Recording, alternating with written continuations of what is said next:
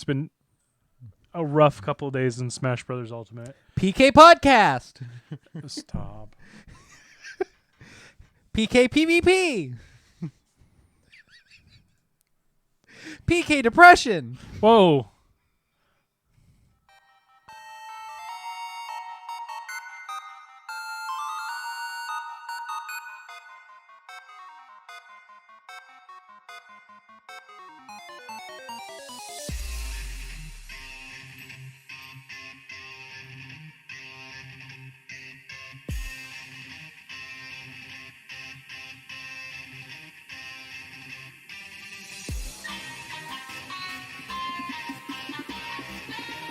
Welcome to a very double stuffed Battle Science podcast, a Pokemon Go PvP podcast where we talk about Pokemon Go PvP and all things around and stuffs of it, I think. Except for factions, which we should maybe talk about more, but we've said that before. I am one of your hosts, Steven, a.k.a. A Boy in the Woods, a.k.a. Mildly Caffeinated. Joined, as always, by Jesse, a.k.a. Rocket Admin J, a.k.a. Drinking a bubbly.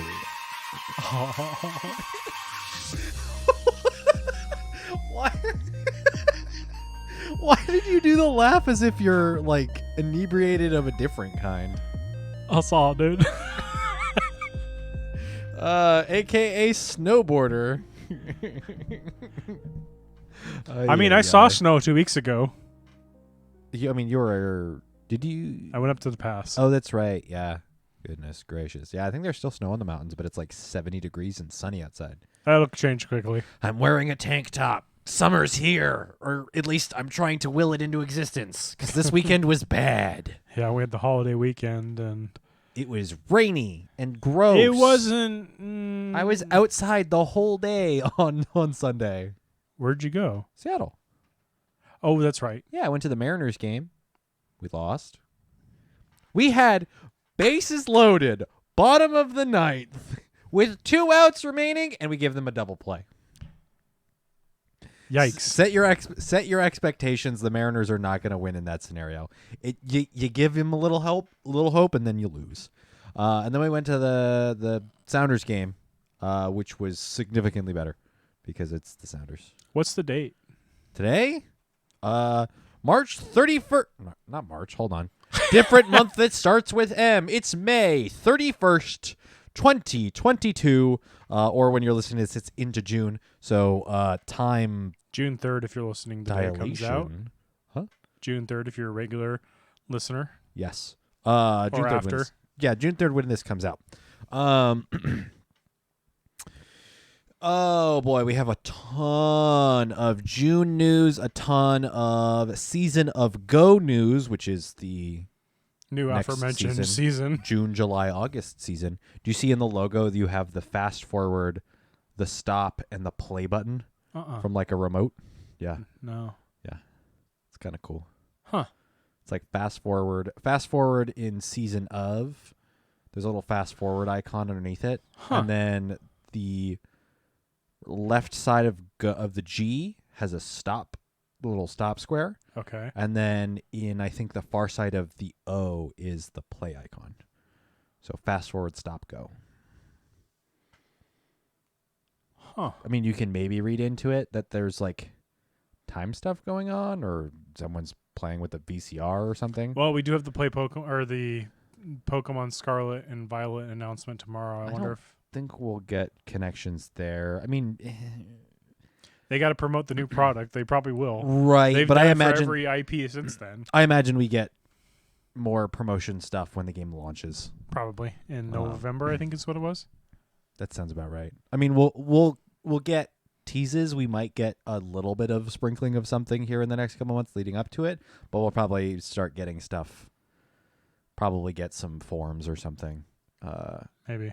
When the game launches, which I think is what they've pretty much been doing with everything else. I think when Sword and Shield came out, they gave us like Galarian Weezing because we've had Galarian Weezing for a long time. Yep, and it's just kind of sat there in the back of your inventory. We had Galarian Weezing before the pandemic because the last time I went to KomoriCon in 2019, there was Galarian Weezing spawns. which I think feel was like there around. was something else with it. It was a raid boss. Because it wasn't far-fetched. It wasn't Galarian Stunfisk.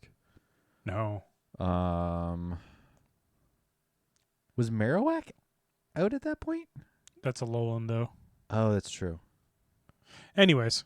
Yeah, there was something. Yeah, I think that weekend I was there and it was Infernape Community Day.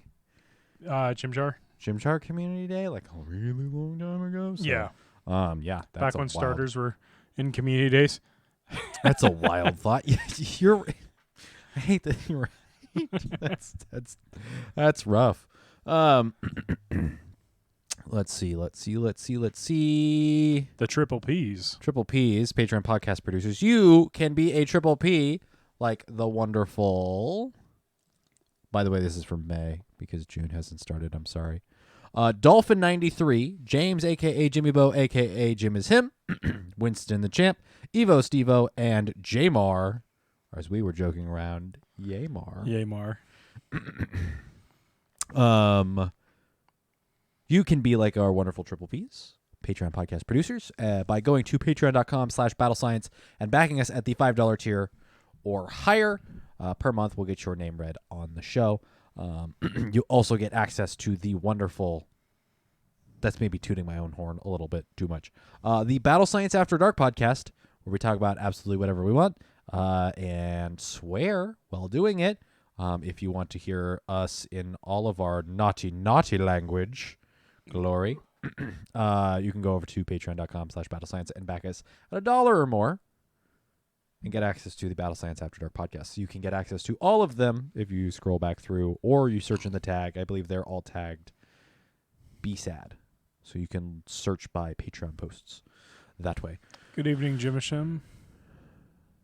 Oilers are down in a shootout. That's game one of their game one of Jim, don't distract him. Yee hockey. It's Oilers and Rangers, I think. Sports ball. Sports puck. Patreon podcast. The YouTubes. The YouTube, you can go youtube.com/c/battlescience to check out video versions of all of our podcasts, as well as a couple of our tournament streams and other weird bonus stuff as we put it up. We haven't done a whole lot of crazy bonus stuff. We did do a bonus Patreon video. That's right. It's not up yet. I haven't put that up yet. Jesse and I, they're playing the Avalanche. Oh, that's right. Edmonton is a Western Conference team somehow. No, I take that back. I just don't really know where Edmonton is as far as Canada. I mispronounced that incorrectly. Jesse and I went to Taco Bell post. What was it? Geodude Community Day? I think we were just out hunting Lapras, weren't we? No, it must have been. I think it was Geodude Community Day. Okay. No, yeah, it was because we split off with our friends after Community Day, went to the Mareep Nest, and then went. Yeah, from there. We're coming back. We hit the Taco Bell, which is now reopened in Issaquah. Not sponsored. Huh? If you're local and don't know that, yeah, it's open. The Taco Bell's open. We did the Mexican pizzas and did a quick little review. So that will be up in under Patreon rewards. Under a Patreon reward. That'll be uploaded to our YouTube unlisted, and then the link shared on Patreon. That's how that works. Although I think Patreon will allow you to do video. So, oof. Oh goodness, is there other crazy stuff happening? There's a ton of stuff. It's more so the news. That's true. There's a whole lot of news and some meta stuff. I wish I had more time to dive into. Me too. The current meta. We'll get there. We'll get there. Gosh, diddly darn it. There's so many Peaky Peck, but that's not why you're here. Giddy up now. This is the news roundup. We have so much to talk about. We looked at the calendar and we were like, oh, yeah, This last episode has nothing. But wait, we'll have a new meta. We'll have the new season. We'll have new events. More GoFest news. Which actually, we've had a tiny sprinkling of more. Yeah, GoFest they were news. very discreet. Yeah. Parker, what are you smelling? Probably What are you the smelling? chicken. Old man, what are you doing? All right, so we're going to breeze through some things because, goodness gracious, there's a lot of them. New social features as well as updates for in-person raids. This was posted on PokemonGoLive.com May 19th, 2022. Trainers, today we're announcing new social features to help bring people together to enjoy Pokemon Go, new bonuses for participating in local raid battles, and changes to items in the in-game shop. The new social features, which some of which are based in a separate Niantic app, have been tested over time and will be available in Pokemon Go sometimes in the next few months. So, since then, they have made the announcement of what the program's going to be called. Mm-hmm. It's called a campfire. Okay. And it works primarily like Discord, but integrates your friends list from Niantic's games.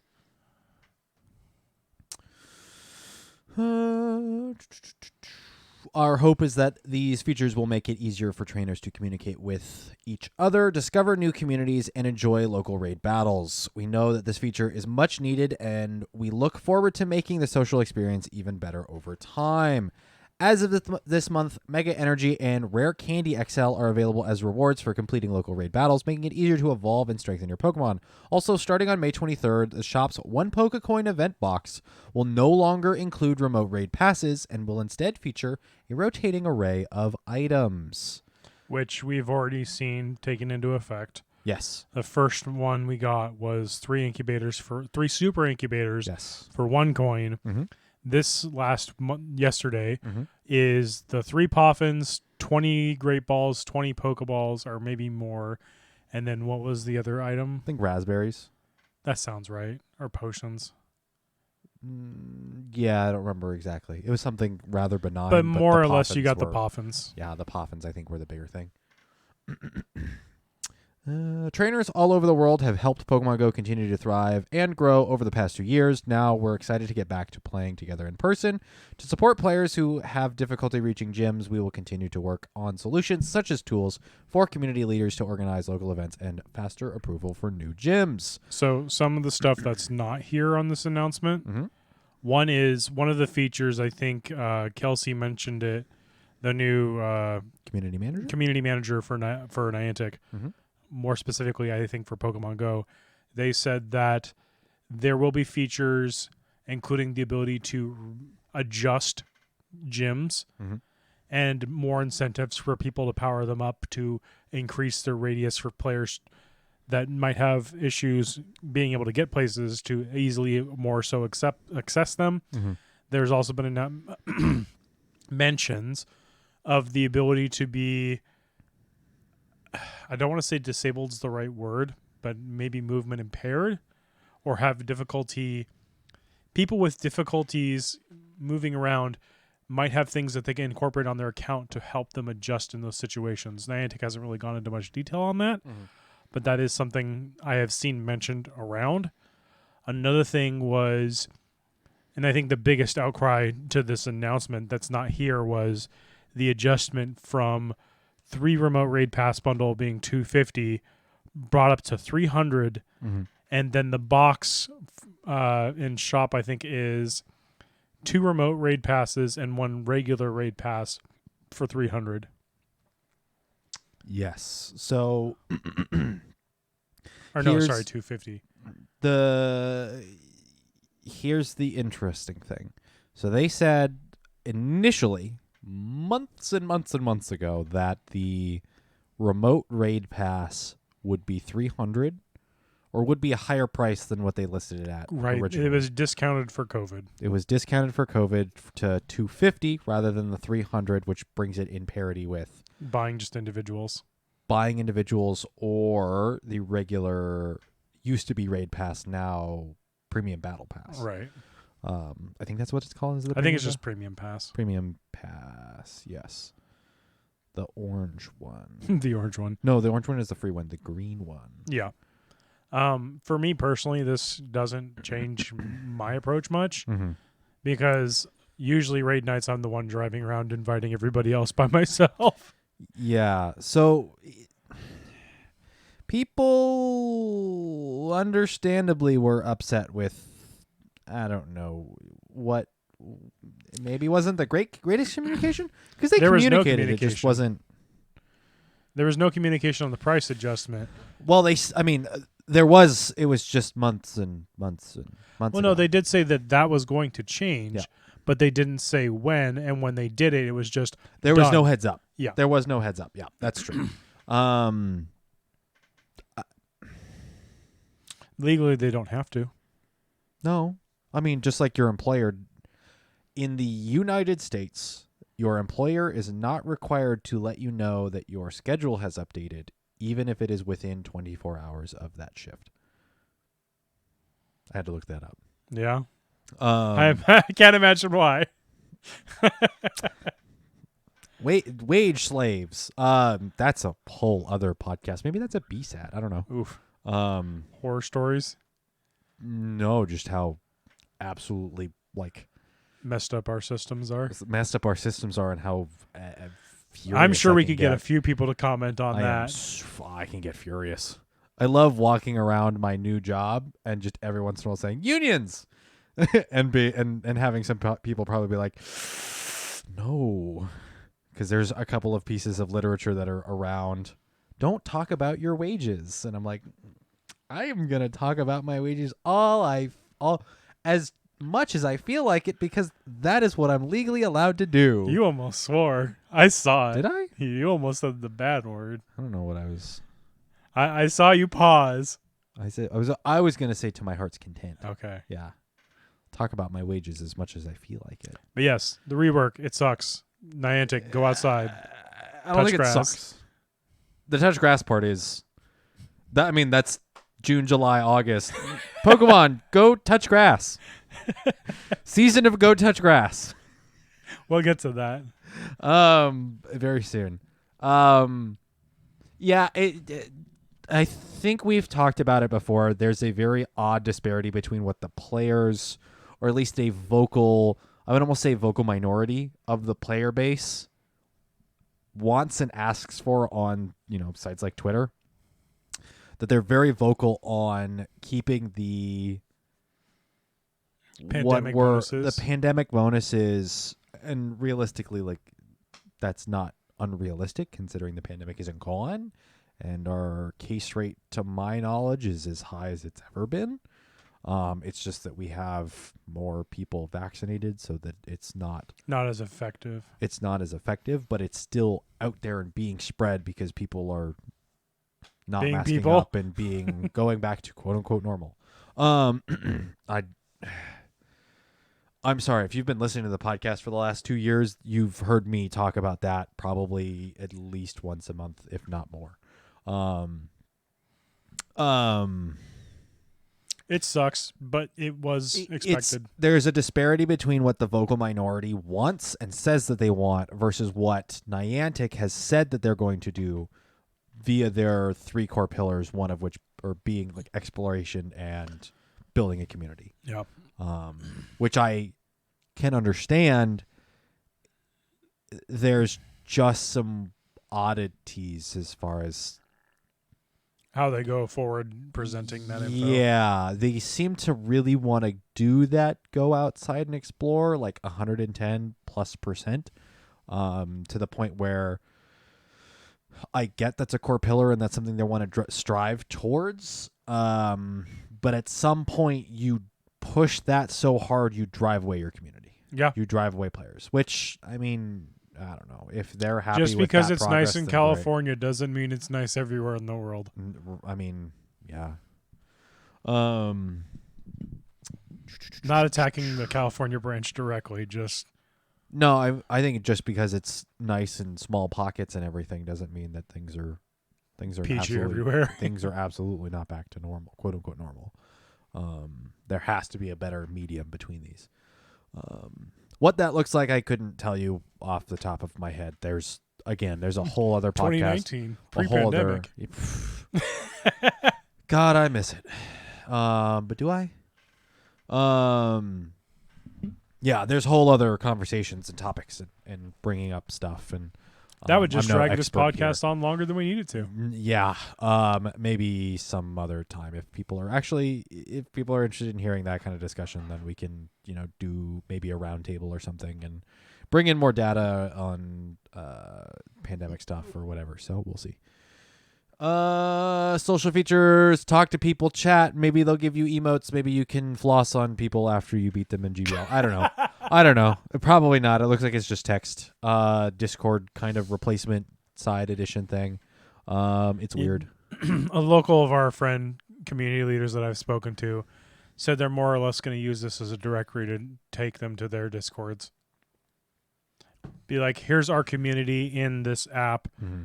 Go to Discord. Yep, because you probably can't share links in this chat. I would imagine they probably purposely don't let you. Yep, because, who knows where you're leading people, but if you're trying to lead people to tutorials and helpful articles and infographics and this doesn't let you, then what's the point? I think it's more so for coordination and talking. Right. Basically what Discord and Facebook and LinkedIn and all those other chats have been doing since 2016. People use LinkedIn for community stuff? Yeah. Really? Or maybe I'm thinking of a different app. I think you're thinking of a different app. Okay. Don't get cloudy. Don't you dare do that to me, weather. I'm wearing a tank top. How dare you?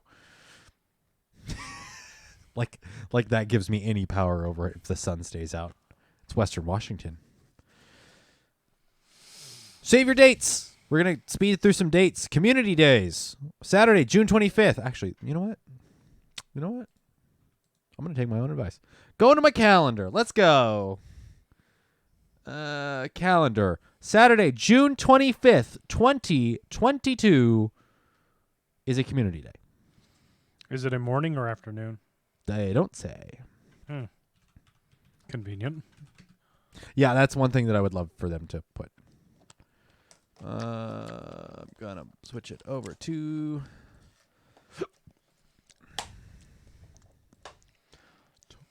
Tomato. Sunday, July 17th. So that's the weekend after no, it's 2 weeks after. Is it 2 weeks after the 4th? Because the 4th on a Monday this year. The 4th is on a Monday. Request the 5th off now if you haven't. If you're going to go party, request the 5th off. Tomato. And Saturday, August 13th, 2022. That's nice. It's right in the middle. Now, we could theorize as to what these community days are. I will throw out my generic response with, it's probably Starly. It's in the new loading screen. Is it? Yeah. Ooh! Starly's coming. Shiny Staraptor is in the picture. All right. So all right. There's already speculation. There's also, what is it? There's, I don't remember what else in the loading screen. Actually, I took a picture today. I could look. Gasp. I'm sorry, chat. Why are you apologizing? I deleted it, so no, I can't. You deleted the photo? Yeah. Oh, that's a bummer. Anyway, there's something there that people are saying that's the Community Day Classic. I want to say it was Tyranitar. Weird. Whack. Weird? Yeah. That'd be weird. Yeah. But yeah, 3 community days ahead of time. Yep. Once we know what they are, we'll let you know. Yeah. I mean, we won't know ahead of time. We'll know when everyone else knows. Right. We don't get any inside information. Wah, wah, wah, wah. We don't get that inside baseball. Unless we do, which would be whack. But then we'd have to sign NDAs. And, I mean, I guess I would kind of be okay with that. Maybe, sort of, I don't know. Yep, stay tuned for more details about June Community Day and beyond. Please be aware of your surroundings and follow guidelines for mobile health authority. It doesn't matter. Yeah, mark your calendars. June 25th, July 17th, and August 13th are all community days. None of these are super early. All of these are generally in the middle, except for June 25th. Second or third week. Kind of makes sense. Just with a global Go Fest happening, don't put them in back-to-back weekends. You'll blow out people's schedules, and it'll be rough. So What was the June one again? 25th. You can ask what the July one was? Yeah, July. 17th. So that one was when our local areas, Western Washington University was going to host our Silph regionals. Ah. But we had to change to the Saturday because Community Day. So if you're in the Pacific Northwest region, you are looking to, once you get an invite for Silph Arena regionals, make sure you jump in on the Western Washington Discord server, as they will be the host for the Pacific Northwest region. Bowling Bacon is an awesome moderator. She does a great job. Definitely looking forward to another Silph regional, assuming I make it.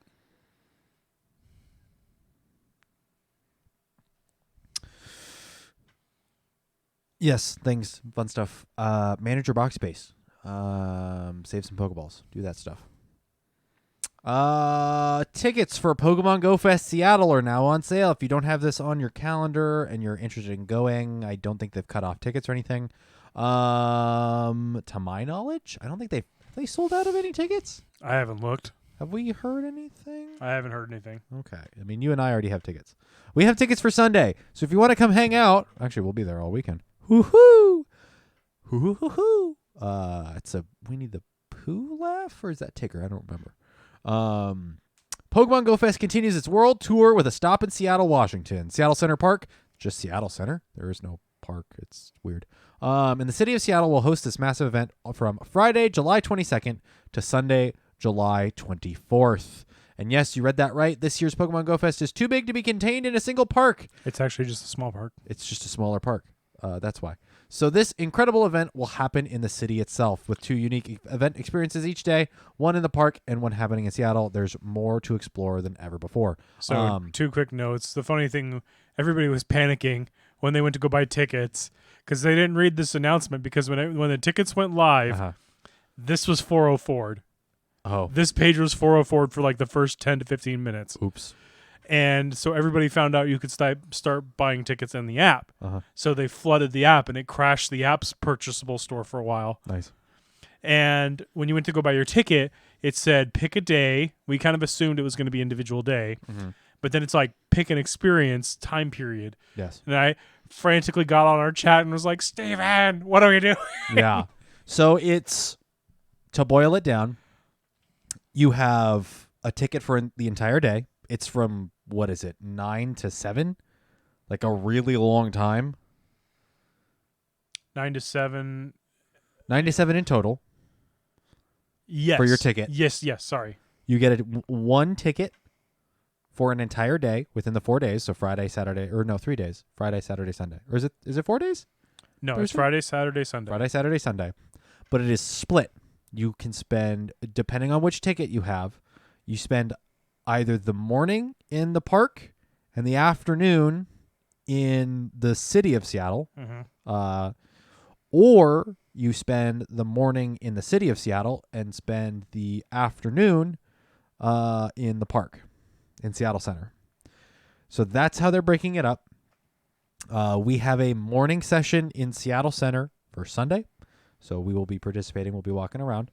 We'll be around every day. We'll be driving in late afternoon on Friday. Yep. After our respective works.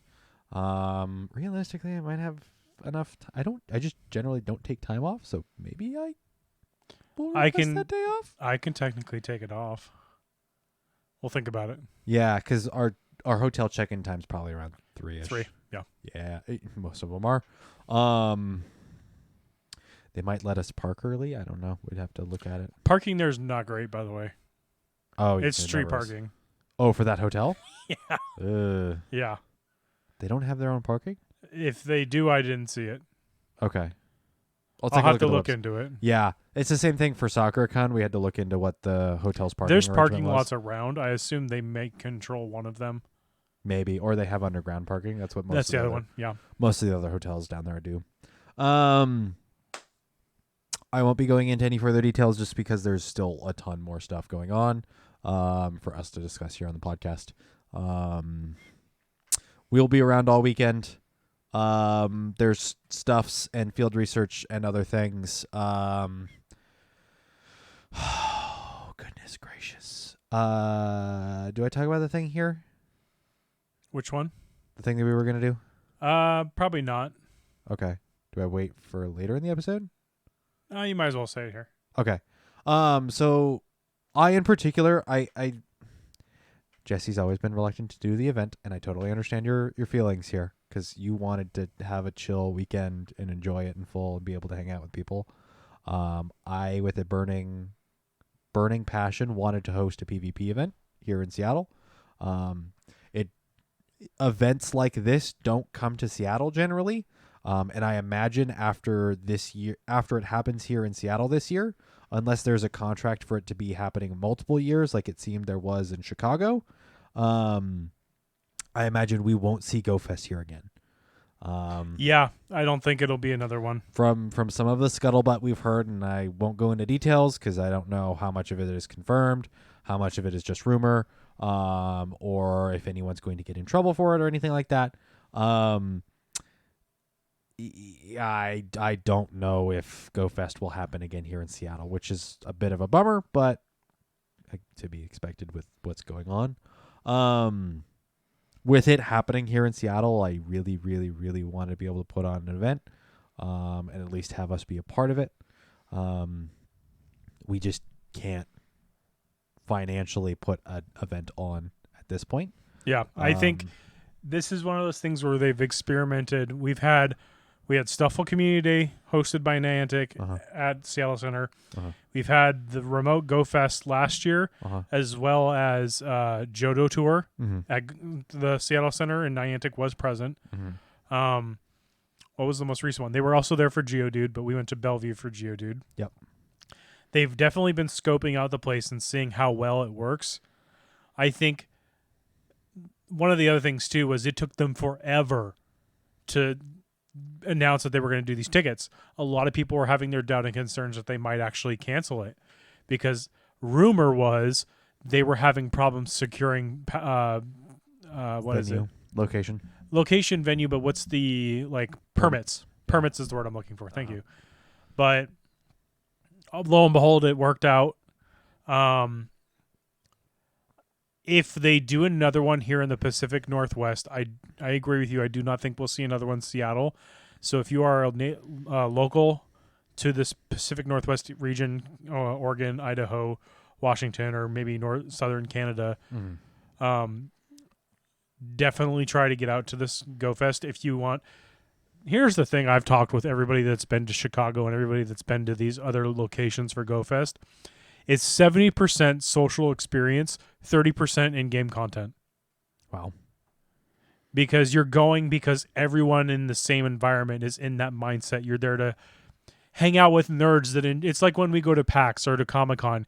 You're confined in an area with people with similar interest. Yeah, it's like any other concert or live event. You're all there for the same reason. Yeah. If you go by yourself and allow yourself to communicate with others, and share that experience, you will make new friends because you're all there for the same reason. Yeah. If you're going to go with the mindset that it's more so for the social experience. Unfortunately, the content for the Seattle version isn't as great as the remote one that's going to be happening this weekend. As far as objectively game-based spawns, events, content, and, overall, if you're going to go to Seattle GoFest, be going for the experience, not for the content. That's my take. And I wrote a whole article today and shared it across multiple local groups because there's some people that were confused as to what's going on with, I say GoFest, and which one? Yeah, there's multiple going on. Yeah, I if another group is doing a PvP tournament over the weekend, I will be helping them out, no matter what. Be it live stream, be it just being an extra pair of hands, whatever it is. The downside is I personally, and we as Battle Science, neither of us can afford a venue space in Seattle this weekend. Not this weekend, but we looked at a that few. weekend. Yeah, we looked at a handful. The downside is we don't know what final numbers would look like for an event like that, or a PvP event. Without having pre-registers. And even then, not everybody that registers shows up. It's just like a self-arena tournament. Not everyone that pre-registers shows up, and there's going to be some people that spur of the moment show up. So I was quoting venues between standard. I was quoting 150, and letting them know we could see up to 250 plus people. And the price quotes I would receive back for minimum 3 hours were anywhere from $6,000 to $8,000. And this is for a venue for people indoors for the most part, from 7 p.m., 6 p.m.-ish onward on a Saturday evening in downtown Seattle. Yes. In the middle of summer. Yeah. I can't afford that. I wish I could. I wish I could. Man, some of those venues would have been so great. Yeah. I mean, you and I, unfortunately, it's just not in our tax bracket. No. Someone else probably can, and other people definitely could afford it. It's just a matter of if someone else wants to put something on. I'm happy to share the venues that we reached out to, because there's a couple of them that, while their prices are high, also currently seem to have that day available. So, yeah, I'm bummed, but I'll see if I can't hitch my wagon to another truck, metaphorically speaking. Yeah. If not, then we'll probably hang out. We might just crash at one of a bar or something. Yeah. And do a meetup or something Saturday night. We tried. We looked at it. I mean, we went in with the expectations it wasn't going to cost an arm and a leg. Yeah, we went in with the wrong expectations. Yeah, I know now. And if it does happen again next year, there's a chance I'll be in a better spot for it. All right. June, content, update, Pokemon Go Fest 2022, Season of Go, Mewtwo returns to raids, and more. The Season of Go. A new in-game season is coming soon to Pokemon Go, the Season of Go. Celebrate all things Pokemon Go beginning on Wednesday, June 1st, 2022 at 10 a.m. local time. Head over to the Season of Go site to learn more. Pokemon Go Fest 2022, global Pokemon Go Fest event kickoff event. Join the fun on Saturday, June 4th and Sunday, June 5th. If you haven't set your calendars, that's this weekend. Encounter the mythical Pokemon Shaman, the Gratitude Pokemon, for the very first time in Pokemon Go. Tickets are available now. Earlier Candy XL access. This is huge. Starting with the Season of Go and continuing beyond, we are reducing the level at which trainers can begin earning Candy XL. Now, all trainers level 31 and above will be able to earn Candy XL. So this is not just a late game or end game content as far as XL grind. You can start getting XL candy at level 31. That's huge. You and I were talking about before you were able to get to level 50, there is a large XP bump from level, 33 to 34 or 34 to 35? It's 37 to 30. Or sorry, 37 to 40. 36 to 37. Essentially, the amount of XP required between that from 36 to 37 is the same amount of XP that you need to get to level 36. Yeah. So there is a huge spike in the XP required. So this is huge. There have been stories and players that will start basically alternate accounts just to test XP gains and such. Yeah. There's some people that did quote unquote speed runs of Pokemon Go of the level 1 to level 40 grind. From just stops or just catches. Yes. And have gotten, it was from level 1 to level 40 on bonus XP for spinning new stops, only spinning stops in what, like a day? Yeah. Day, season, hours. Yeah, in a very short period of time.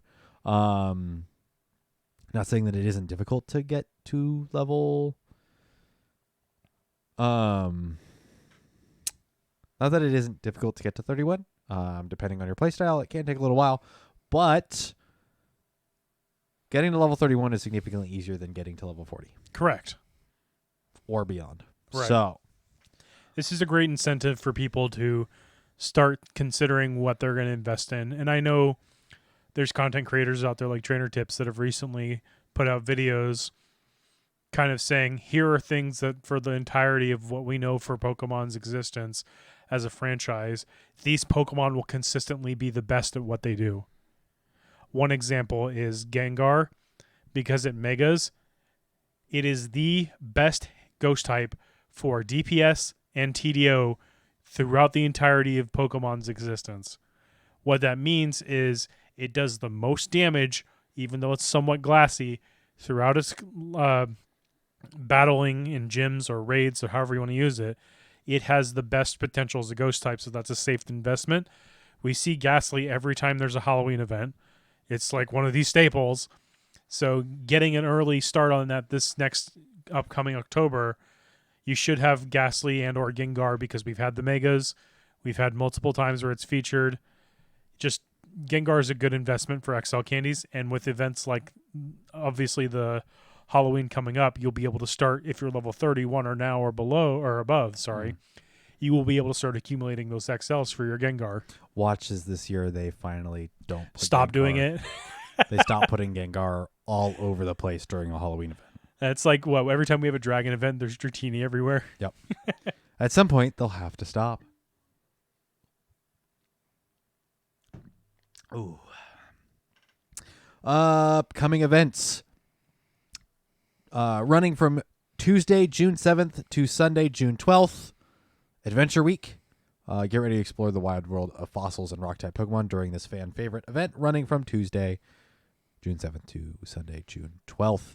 Pokemon TCG crossover event. Universes are colliding. Fans of the Pokemon TCG will want to see what we have in store for this exciting crossover collaboration taking place from Thursday, June 16th to Thursday, June 30th.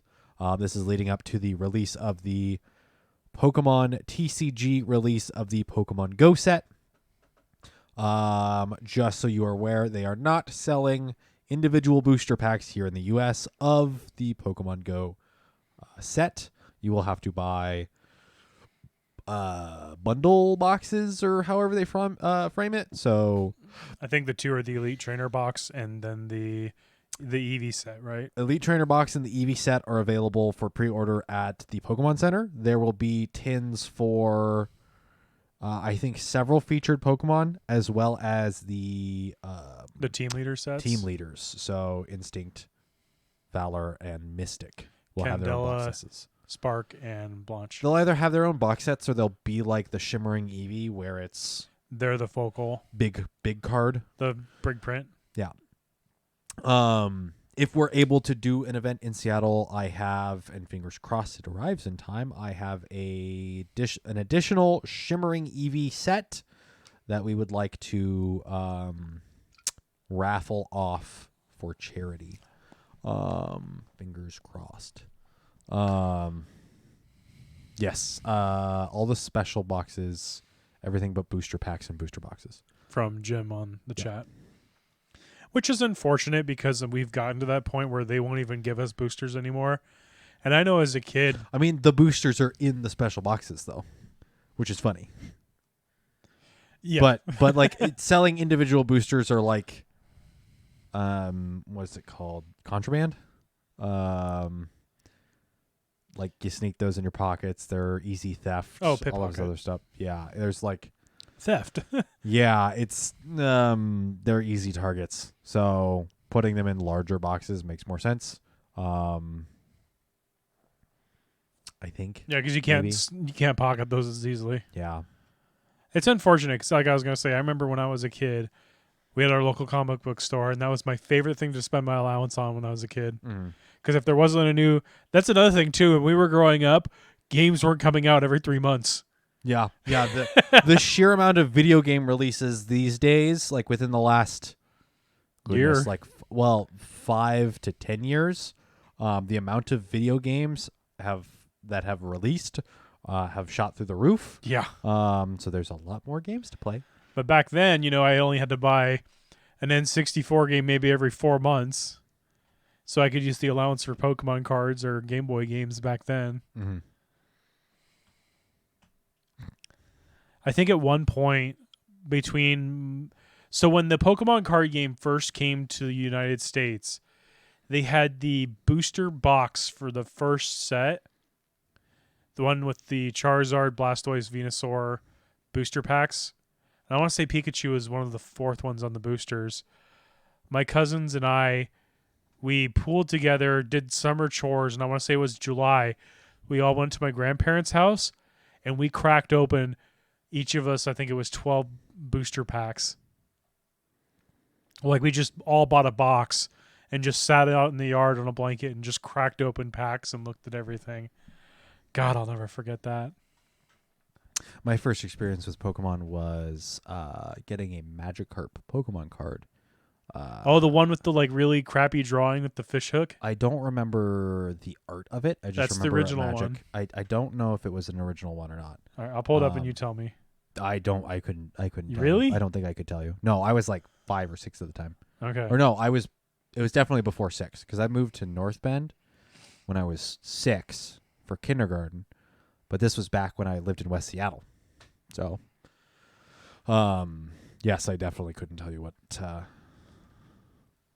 Look the like card this art one. was. Maybe. I couldn't tell you. Again, I couldn't tell you.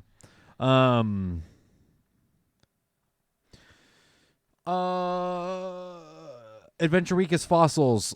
What the TCG crossover event has in store for us, I literally couldn't tell you. Like, there's no... I imagine they'll spawn the Pokemon they've been featuring on the cards. Shimmering Eevee. More chances of shiny Eevee. Ditto. So this is a very funny thing. I know we're kind of going off track, but if you're interested in the new Pokemon card set, there is a new mechanic, and this has been I think it's exclusive for the Pokemon Go Pokemon Go set. There's a chance that anytime you open a booster, one of your common or uncommon cards can be a Ditto hidden. And the way it works is in the bottom left corner, there's a little Ditto icon. You can pull back a film off the front of the card that you have, and there's a chance it's a Ditto underneath. No, it is a Ditto underneath. So in the bottom left-hand corner where it would normally have the copyright sign, Yeah. it will be a Ditto face. I mean, it's still there, the copyright. Maybe. I don't remember. I don't remember what they were talking about, but I know it's in that corner. Right, but if you see the Ditto sticker, it's guaranteed to be a Ditto. Yes, you'll peel it back and there will be a Ditto underneath. Okay. Personally, if I ever see that, I'm not peeling it off. What was it? My roommate was saying that he thinks that's one of the most clever things they've ever done. Mm-hmm. Excuse me, because just like in Pokemon Go, you have to click on it to check it, or you have to catch it to see if it's a Ditto.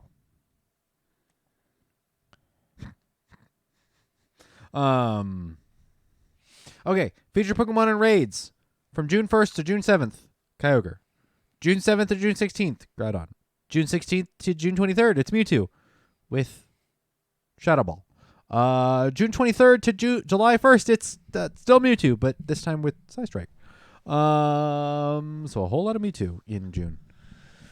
Prepare yourselves. But one thing to point out: no signature moves on these. Not on Kyogre or Groudon. They will have their shiny available. But both signature moves on Mewtwo. Because why not? Or not signature moves. All three of them will have a mega form at some point. Yes. So a good chance to stock up on XLs if you want to whale them. Yes. If you can't do all of them, I think Mewtwo with Psystrike is the best one to save your raid passes for, unless you're using your one free daily one. Because starting tomorrow, we go back to one regular pass per day. Yes. That's true. And remotes are not in free boxes. Correct. So spend that money to buy those remote passes because you can't get them anymore. Yeah. We're going to put the Pokemon that everybody wants now that we've removed those options. Mega Raids. June 1st to June 7th, Mega Steelix. June 7th to June 16th, Mega Aerodactyl. June 16th to June 23rd, Mega Venusaur. June 23rd to July 1st, Mega Blastoise. All of which can be shiny. Hey. Oh. Oh. He's giving me fruit. Reach. I'm going to toss it. No! Is that lid about to close away? Sorry, Parker. You drop it again.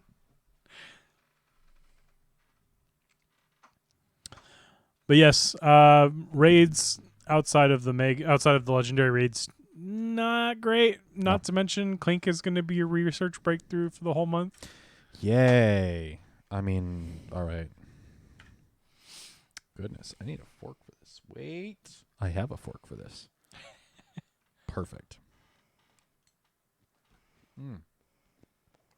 While Steven's indulging himself with strawberries, I'll finish out the June events here. Pokemon Spotlight Hours. Spotlight hours. Oh, did you mention the megas? Yes. Okay. Personal opinion, all of these are good, except Blastoise. Angle that mic to yourself. Better. All of the megas Yep. are good, except Blastoise. Sad Blastoise noises. Blastoise. Let's see. Spotlight hours. June 7th, Nose Pass with 2 times catch candy from Pokemon. June 14th, Mantine. This is the week, technically 2 weeks after, because we do have June 7th is the week after, technically. We were talking about this. June 14th, Mantine 2 times candy for transferring Pokemon. Great time to clean out your GoFest box. Oh, and catch the Mantine, because Mantine. Yes. June 21st, Spinarak 2 times XP for evolving Pokemon. And then June 28th, question mark, shiny potential. Yeah, shiny potential. They don't say the Pokemon or the bonus. I cannot understate it, or I cannot overstate it. June 14th, put it on your calendar. It's Mantine, if you don't have a good one, or you don't have the shiny. And it's 2 times candy for transferring Pokemon. Now, you'll need to manage your box a little bit after GoFest, because this is not just the Tuesday after. This is one entire week after that. But if you have anything that you don't want, but want additional candy for, save it, mark it for transfer, wait until 6:01 local time on Tuesday, June 14th to transfer it. Because I think you were doing that with all of the lone Geodudes that you evolved. I would like to, but you're it going to have can't to happen. get rid of it. Yeah. Yes. I have to clear out space for GoFest. Global GoFest, that is. Oh, hey, you're right. Now I do see those icons Which icons? for the next segment.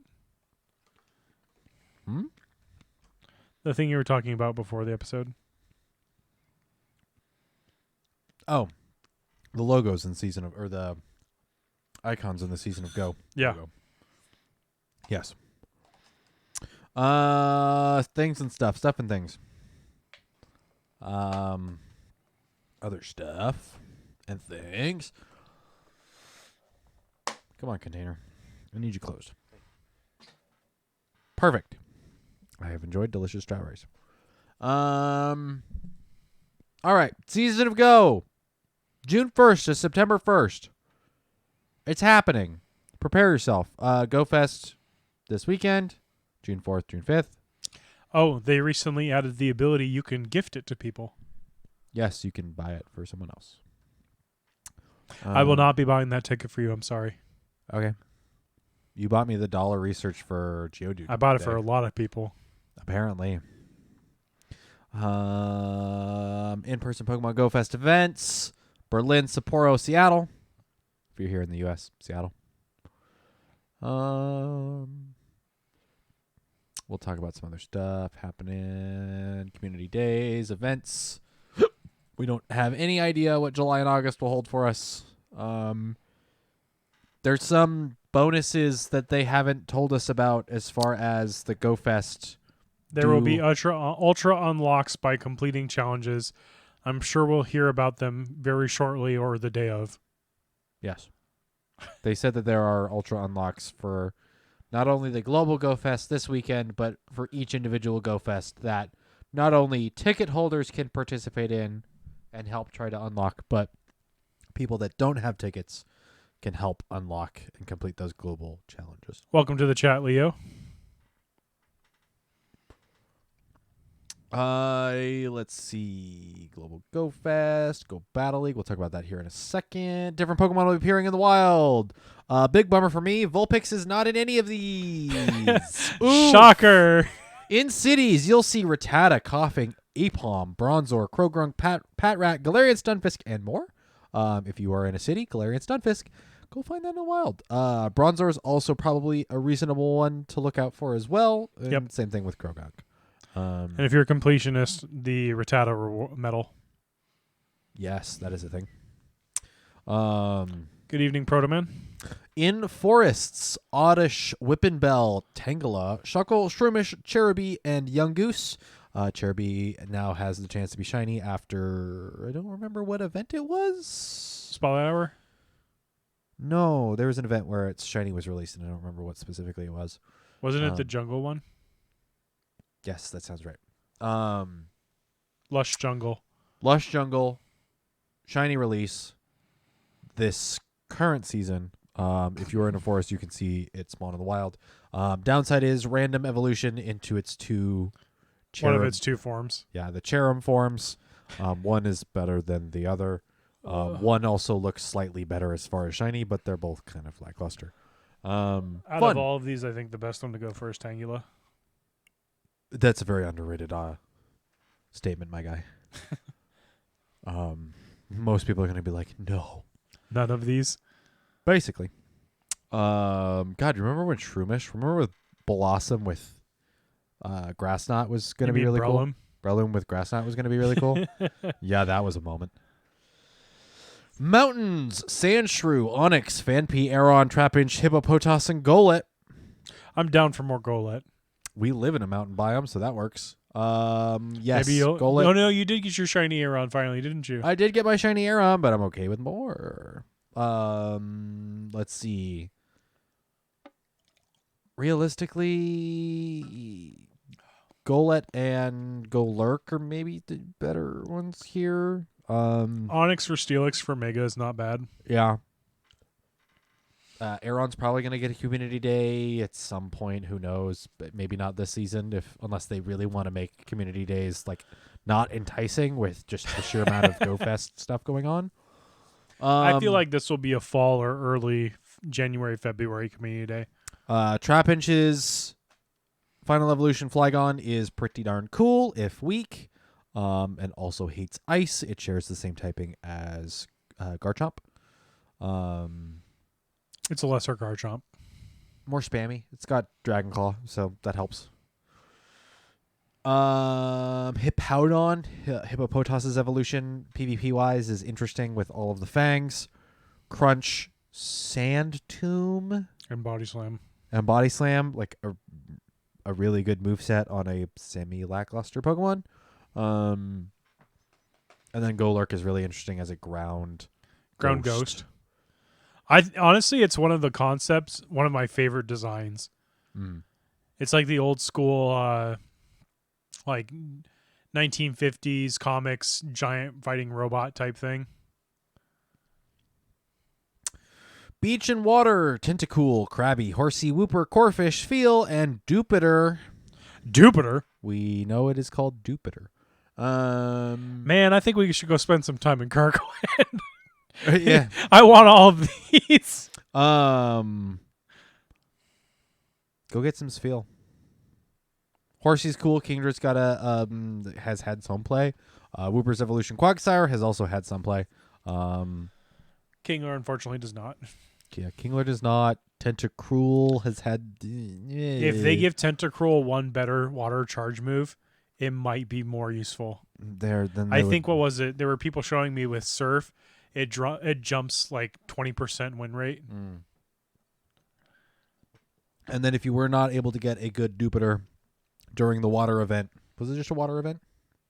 Yeah, the water festival. Uh-huh. Yeah. Go find yourself some Jupiter.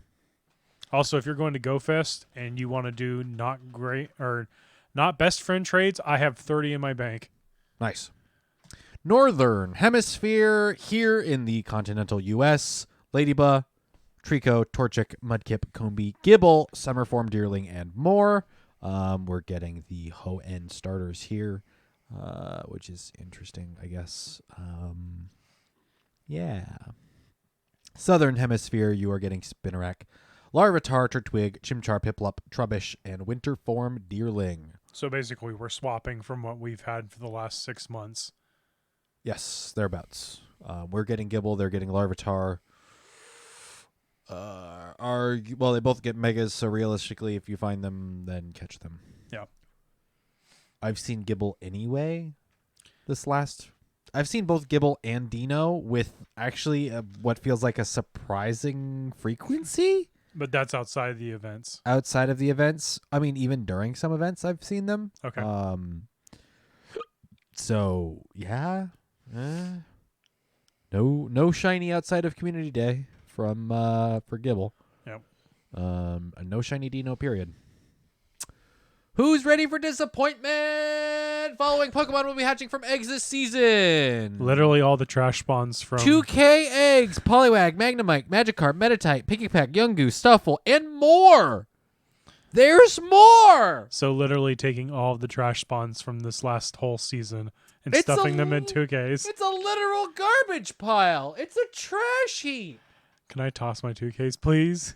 I mean, God, the only we all wish. If I wasn't someone looking for the candies, I would say the only thing valuable out of these is Meditite for a Metacham if you don't have one. Especially for people. Some of 31. these Hundo wise are actually solid. Yeah. Magnezone, Gyarados. You're only looking for candy for Meditite. You're not finding the ideal PvP. Well, IVs to be from fair, this. the Hundo will get a Mega eventually. True. You're right. 5K eggs, Togepi, Skarmory, Wynout, Bronzor, Rowlet, Litten, Popplio, and more. Okay, those ones aren't bad. It could be better. And Skarmory's still in eggs again.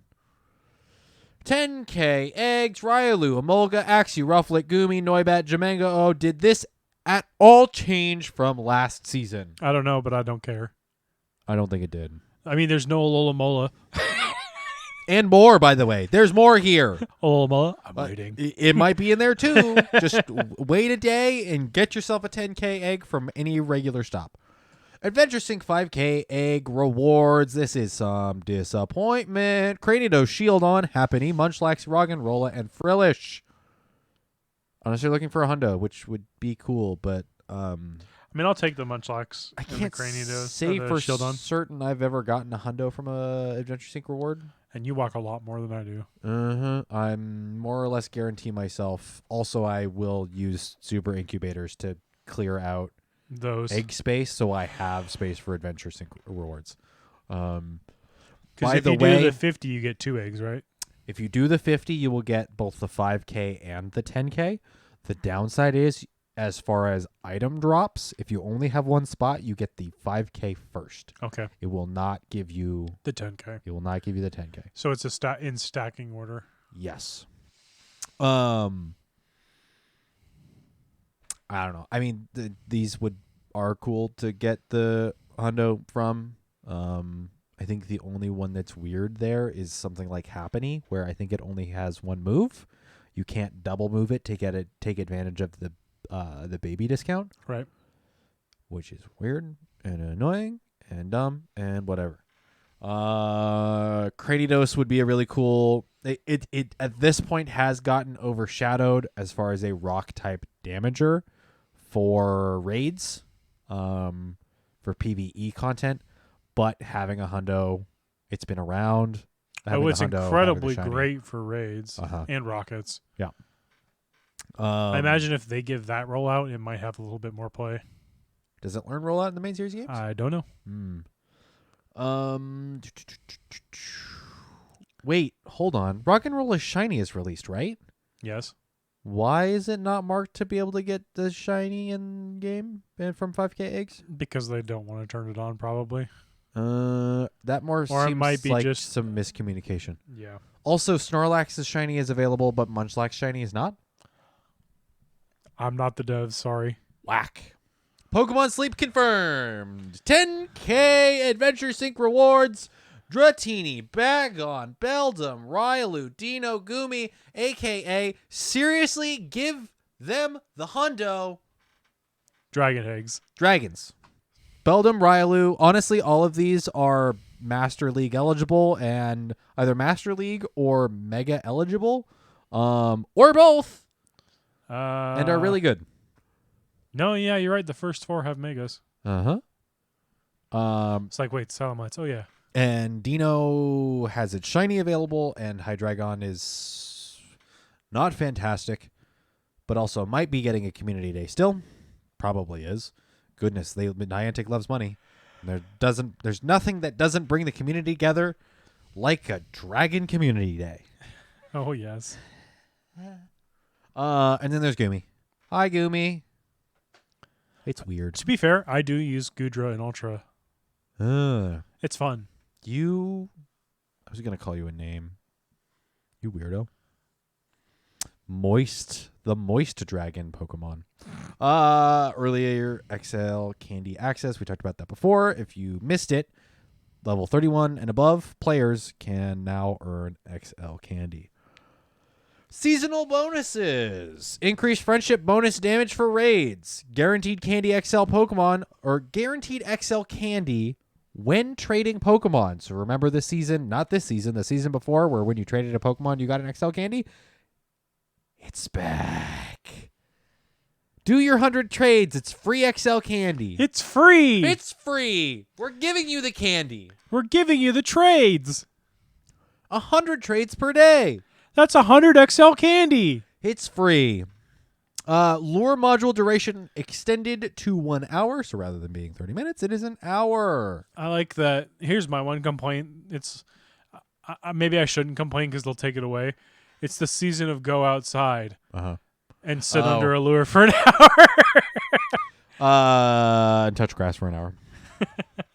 Unless you have a stop in your home, in which case, stop it.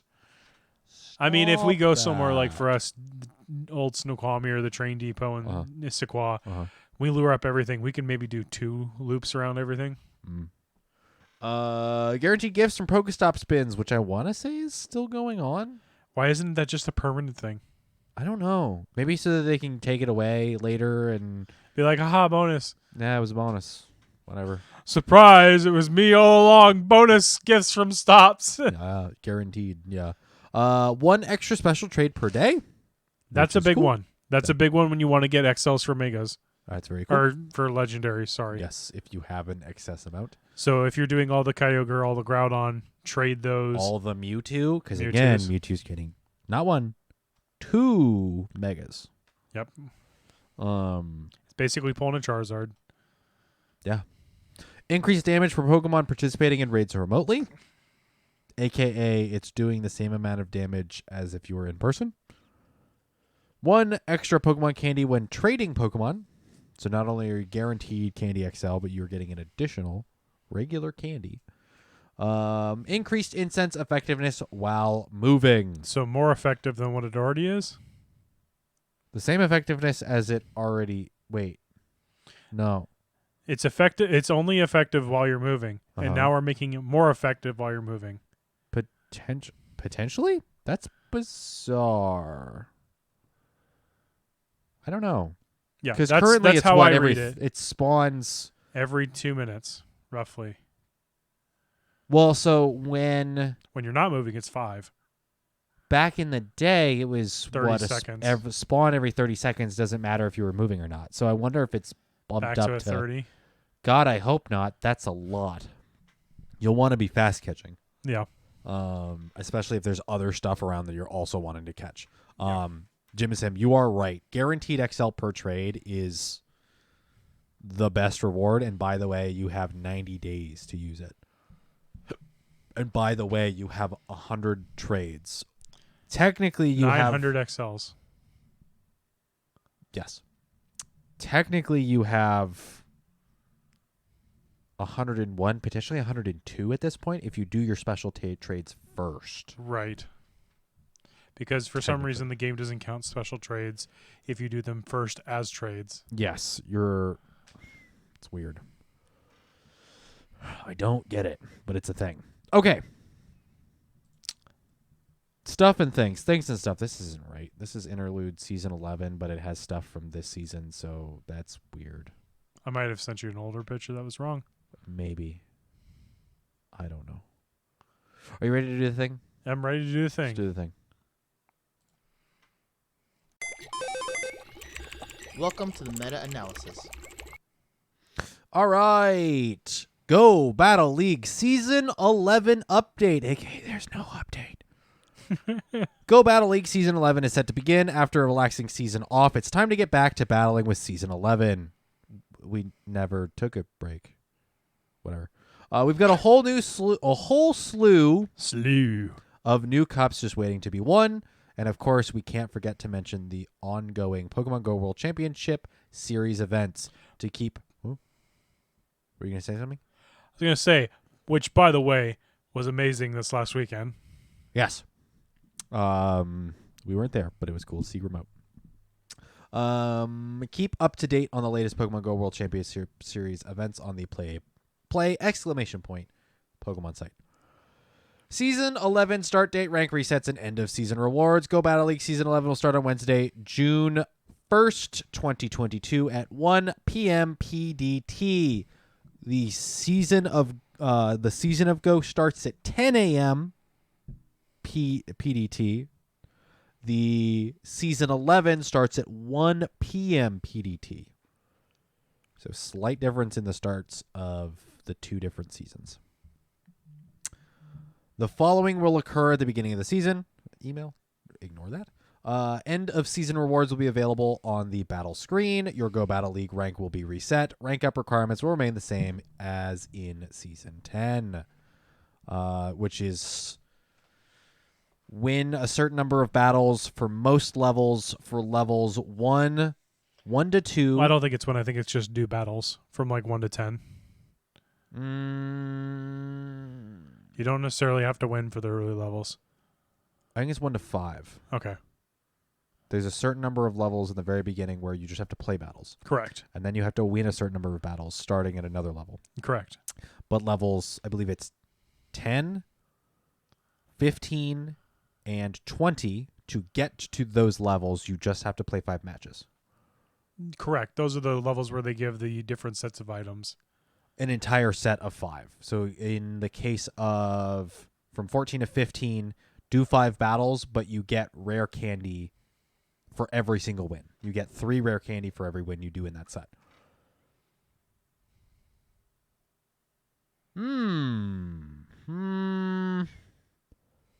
Jim is him. We have not. That event starts in 2 weeks. Is that what you said? 2 weeks roughly. Double check the date on that and when the next podcast recording is. Just on the off chance. Just because maybe we end the episode briefly covering that with maybe pros, cons, go hard, don't go hard on whatever Pokemon. Rank up requirements will remain the same as in Season 10, a.k.a. the same as in Season 9, and I want to say Season 8 as well. The rank up requirements. Okay, so the 2 new ones that are being mentioned will begin and end before the next episode. The 2 events? The one that they're mentioning. The Adventure Week happens June 7th through the 12th. So before the next podcast? Correct. Well, poops. We'll put that at the end. Yeah, send me a link to the article. Okay.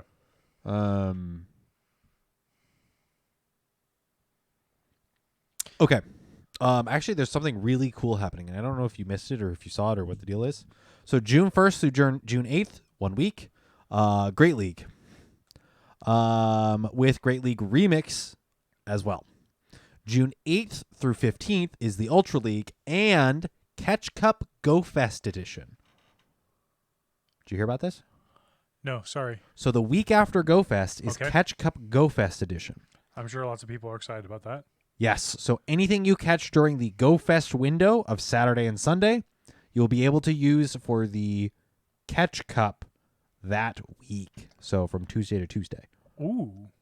Which realistically, like, one, a lot bigger variety of spawns, and two, a lot more availability as far as IV spreads. Just announced roughly an hour ago. Uh-huh. Mexico City is now getting a Pokemon Go Champions Series qualifying tournament. Oh. Huh. Congratulations. What's the date on that one? I Imagine it's like July. have to translate it. June 18th and 19th. All right. It's coming up. June 15th to June 22nd, Master League. 3-time Stardust from Win Rewards in Master League. And Fossil Cup. There are some new cups here. We'll kind of glance over them pretty quickly here because we're there's a lot of stuff going. Did I didn't hit the button. I'm sorry. Well, shoots and ladders. June 22nd to June 29th. Hey, my birthday's June 29th. Great League and Retro Cup. June 29th to June 6th or July 6th. There's another month that it begins with J. Ultra League and Kanto Cup. July 6th through July 13th. Great League, Ultra League, Master League. July 13th through July 20th. Great League and Flying Cup, which we've had Flying Cup before.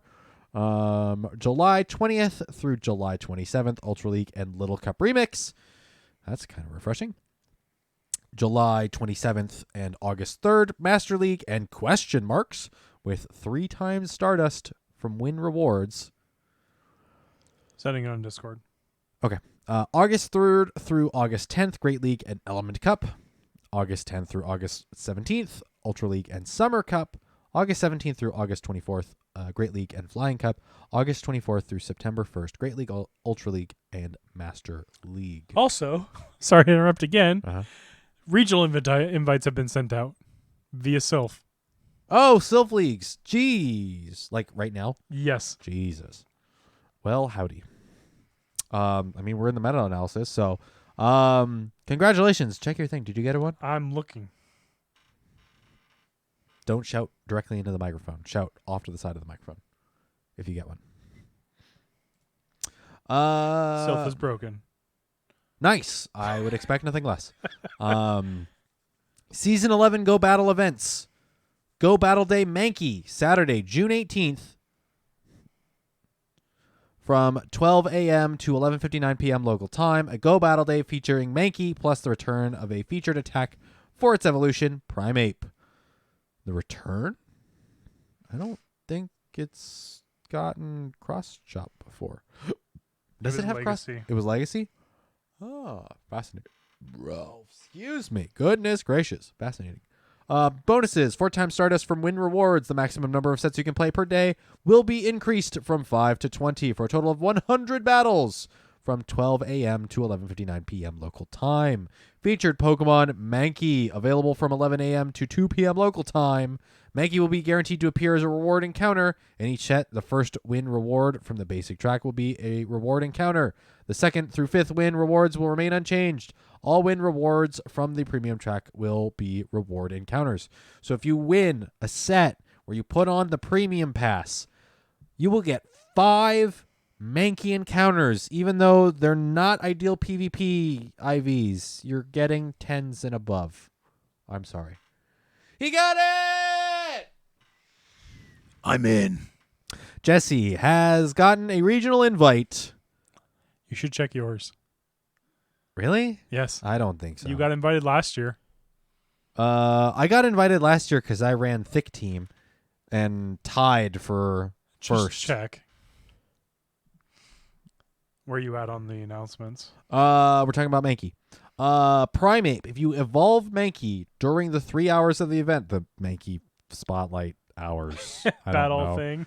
Battle day, community day, Mankey. It's I don't know. Evolve Mankey during the 3 hours of the event from 11 to 2, or up to 2 hours after it, which is wait, what? So it's getting community day hours. That's weird. To get a Primeape that knows the charge attack cross chop, which is a fantastic fighting type Primeape is move. also a really good Pokemon. Uh-huh. So Cross Chop will put it on par more with Machamp. I think the trade-off is now you'll have to choose between Cross Chop, Ice Punch, or Night Slash. Where would I see the invite? Have you authenticated and logged in? Yep. Huh? Yes. It'd be a notification in the top right. Nope. Nothing yet? Nope. Wouldn't surprise me. I have not performed well this season. All right. So continuing the announcement, timed research focused on battling will be available the whole day. I'm assuming this is tied into the Mankey Day. Yep. Completing research will earn XP Rare Candy, Bay. Is it B or Bay? Bay style gloves? I don't know. Bay style gloves and Elite Charge TM. Ooh. That is a good one. Oh, holy. Oh my goodness. I was going to be so pissed off. You were going to have to hear me shout that the Bay outfit was only eligible for people that get past rank 20. So, veteran, what is it? Veteran, expert, Ace. ace, veteran, expert, and legend. I thought the outfit was only available for those. I would be super disappointed in that because why? Why not put in the rest of the Galar? Not necessarily just the outfits, but put in the jerseys that you can get as a player character. Yeah. They could even make them purchasable. I'd buy them. I would recreate my outfit from Sword and Shield in Pokemon Go immediately. And then I would go to the Pokemon Center website and buy that outfit and wear it in real life. And it'd have your name on it. I could have my name on it. Pokemon swag. Come on, Pokemon Center. Let me buy the Fighting Gym outfit. Because they didn't have a fire. Did they have a fire outfit? Yeah. For whatever reason, I didn't like the fire as much. I think maybe because It's the red fighting and is orange. I liked the white jersey with the orange fist. Okay. Active leagues will be following the Master League and the Fossil Cup. Oh, ew, oh. Ew. Go Battle Weekend, Saturday, July 9th. From July 9th, 2022, from 12 a.m. on Saturday to Sunday, July 10th, 2022 at 11:59. Celebrate Pokemon Go's anniversary with a weekend full of battling. What?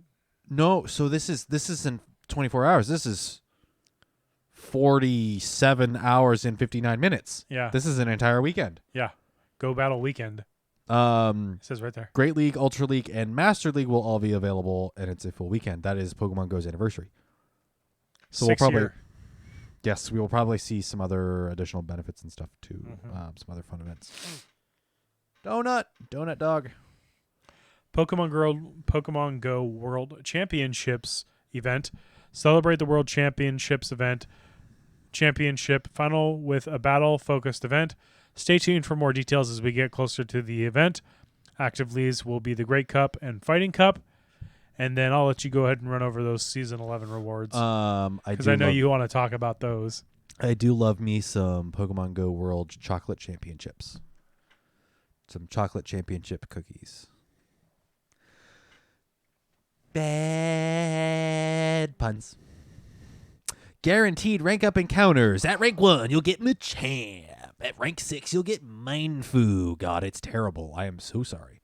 At what rank is that? Rank 20? Oh, Ace rank. At X rank, you'll get Axew. Shiny Axew will not be available to be encountered until after its debut in the Global Pokemon Go Fest on Saturday, June 4th. I don't know if it is at all possible to reach There will be people that do it. Ace before this weekend. There are people will do it.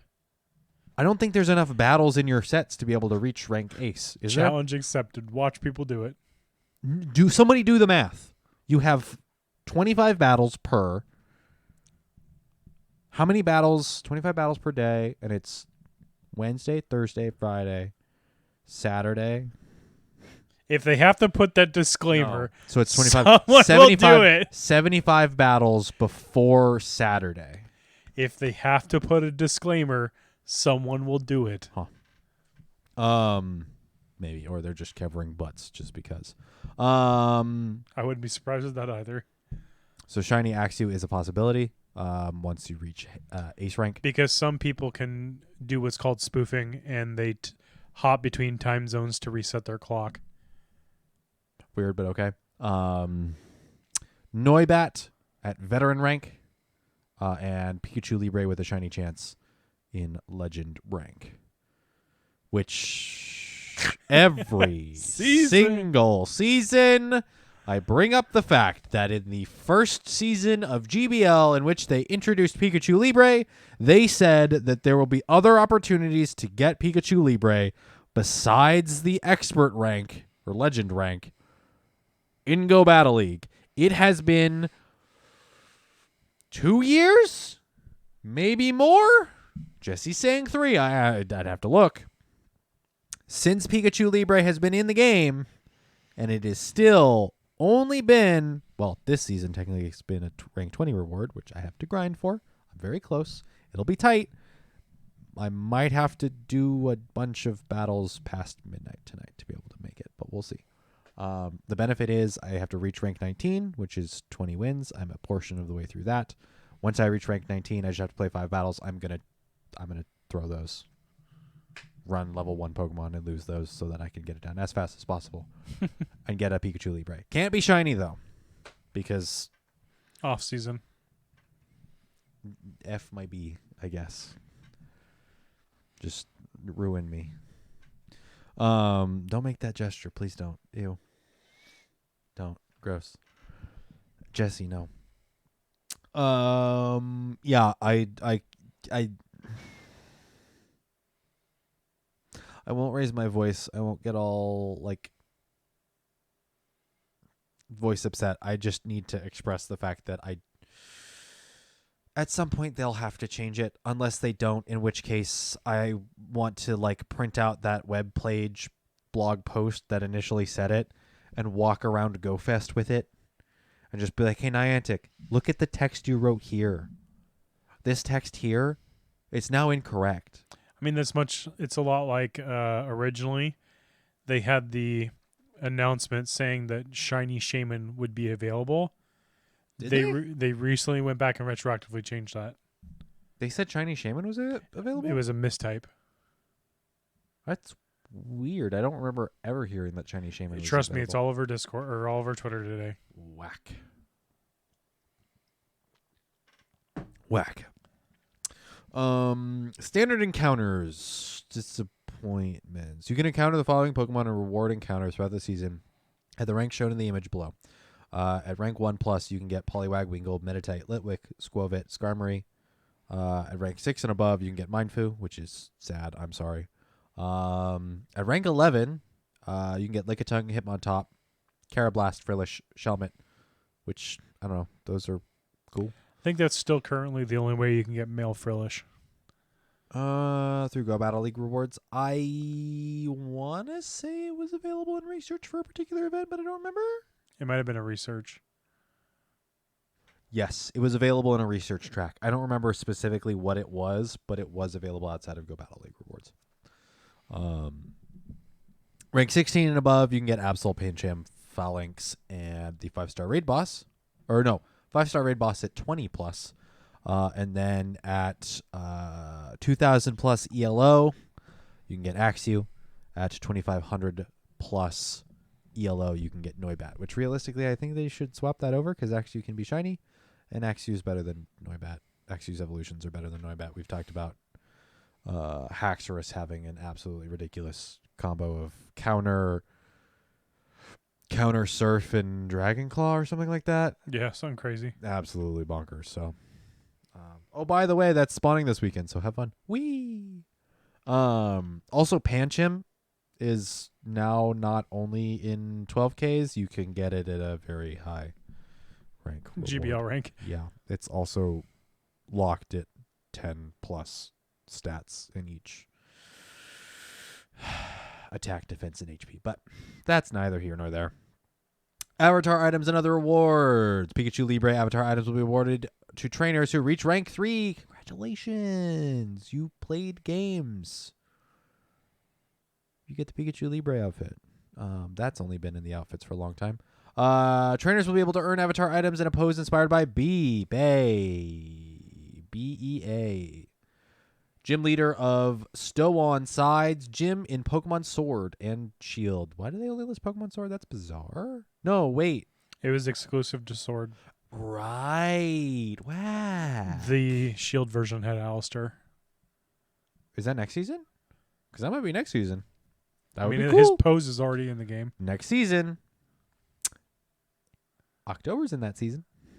It's true. Spooky boy. Or do they ever confirm I don't he's know. a boy or girl? Or maybe they're dead and it's a ghost. Who knows? Who knows? Spooky. Ace rank, you can get base style gloves. Veteran rank, you can get base style headband. Expert rank, you can get base style outfit. And legend rank, you can get base style pose. I am hoping, because you can get the base style gloves during the first Go Battle Day, that you can get the headband and outfit. Much like they did crossed. with Gladion. Fingers crossed for doing a set in the other two. Or doing whatever timed research. Fingers crossed. Because I would be pissed if they didn't. And you actually had to try hard and win in a ranked competitive season. I'm never going to make it. I'm never going to make it. Filthy casual over here. Never going to make it. It's too bad I can't get the shirt separate and that it's the full outfit, but maybe I'll rock the headband for a little while. At rank 19, you'll receive an Elite Charge TM, but you'll also receive an Elite Fast TM as an end-of-season reward. Get you some of those. Cups this season, Great League. All Pokemon must be at or below 115 CP, 1,500 CP. Let me phrase that correctly. Great League Remix. I want to say it's had a smaller pool of banned Pokemon before. It now has a larger pool of banned Pokemon. Yep. Pokemon must be at or below 1,500 CP to enter. The 20 Pokemon most used by trainers, Ace rank and up in Great League will not be allowed in Great League Remix. The following Pokemon will not be allowed. Venusaur, questionable, but okay. Nidoqueen, not questionable at all. That makes sense. Alolan Ninetales, Azumarill, Umbreon, Skarmory, Swampert, Sableye, Medicham, Altaria, Walrein, Defense Form Deoxys, Bastiodon. Bastiodon's still getting used that much? That's a surprise. Drapion, Scrafty, Jellicent, Galarian, Stunfisk, Talonflame, Trevenant, and Obstagoon. Now, I could not tell you what the top performers are here, but your mileage may vary. You want to know what I've been having fun with? What? Zweilius. Really? Zweilius lead in Great League. Huh. It's fun. I hate to see Charmers because I'm also running Medicham. But that's what Swampert is for. Although even Swampert doesn't like Charmers. Yeah, I was going to say you have to get the no shield sludge waves. Or it's a Wigglytuff and Medicham can still counter. You could always out. swap Swampert for Tentacruel. I don't think I get the same wins. I don't think I have the Quillfish. same. Still don't think I have the same Okay. consistency. And you could run Empoleon, Still don't think I get the same consistency. but you wouldn't have a problem with fairies. I only encounter a fairy maybe once a set, All right. to be honest. So, Ultra League, 2,500 CP at or below, 2,500 CP. Master League, no CP limit. Catch Cup, Go Fest Edition, at or below 1,500 CP to enter, and only Pokemon caught during Go Fest weekend allowed. So between June 4th at 10 a.m. to June 5th at 6 p.m. So basically Go Fest hours specifically, which is cool.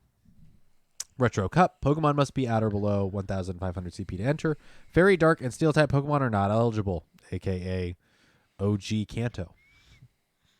OG Kanto with Alolan and Galarian sprinkled in. Or no, actually, OG Kanto meta with all Pokemon available except for those bands. Kanto Cup, only Pokemon with a Pokedex enter number 1 through 151 will be eligible. Still Great League. The Alolan and Galarian forms love to show up here in force. So, yeah, that's a thing. Flying Cup, we've had that before. Flying type only Pokemon. Aerodactyl Cup. Yeah. Aerodactyl, Articuno, Skarmory. I don't think I've seen Talonflame. That sounds like a rough time. It's Aerodactyl in your waters. Yeah, Mantine.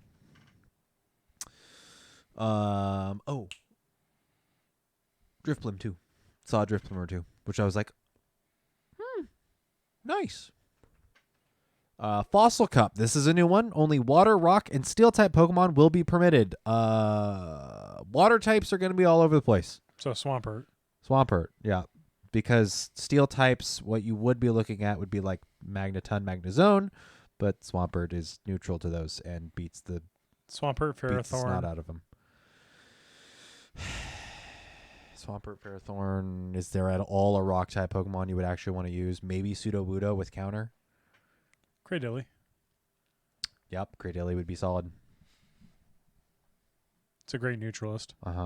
Bullet Seed, Grass Knot. Stone Edge. Yep, that's solid. There's your meta. Have fun. Element Cup. At or below 500 CP to enter. Only fire, grass, and water type are eligible. And only Pokemon that are able to evolve and have not evolved even once are eligible. I believe we've had Element Cup in seasons past. It's been a while. Summer Cup. At or below 1500 CP to enter. Sorry, Southern Hemisphere. You are going to feel a taste of nostalgia because it's summer up here in the Northern Hemisphere and it is winter in the Southern Hemisphere. Only normal, fire, water, grass, electric, and bug type Pokemon will be permitted. Swampert. I'm sorry. Literally Jungle Cup. Thereabouts. Normal and fire is eligible, so Pyroar, but realistically there are much better fires. So, yep. So Lazzle, if you got it. Ooh. Steven likes that one.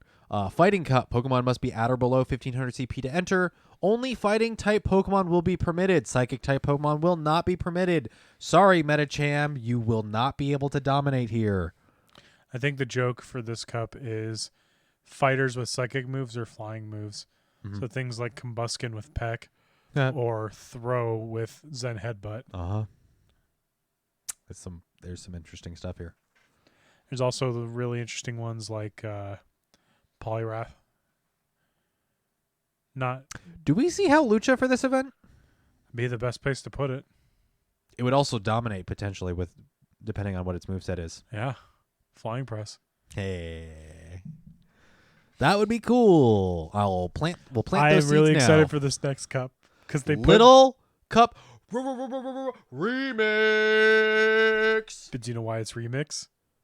Scroll down just a little bit more. I know. 4 Little Cup Pokemon most used by trainers in the last Little Cup will not be allowed in Little Cup Remix. The following Pokemon will not be allowed. Vulpix. Bummer, I have that. Bronzor, Cottony, and Dino. It was whack. I use 2 of those frequently. I want to say I use both Vulpix and Cottony. Yeah. Guess what's not on this list? My shiny Chinchou. Chinchou's rise up. This will be fun. This will also mean that we'll see more Skorupi. Those are popular. More Nidorans. Really? Poison Jab or Poison Sting, Poison Fang, Body Slam. Especially with Bronzor. Audio listeners, I'm making a face. Especially with Bronzor. Holy cow. Wow. Thank goodness they can't get up to Great League. Oh, with that moveset?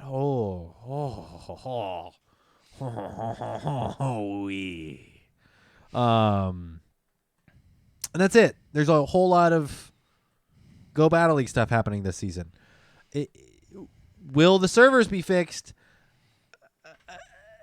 We don't know. Maybe. I don't know. The interlude season, they said they were going to be working on the stability of the game and doing some other stuff. They could have been working on the stability. They could still be working on it. They might be pushing a patch out when the new season comes out. There could be pushing a patch update out at some point just after. I don't know, but fingers crossed. Yes, things, stuff. Go check out the infographic. If we haven't retweeted this already, we will try and go retweet this.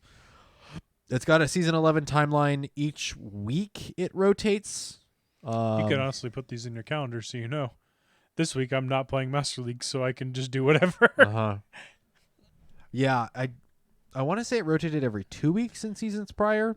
So this, I don't want to say spices it up more, but makes it a little bit more condensed. Yeah. Or a little bit I'm sure a faster lot of paced, I should people say. won't want to play Catch Cup because it's such a small window and it's stuff they might not want to invest in.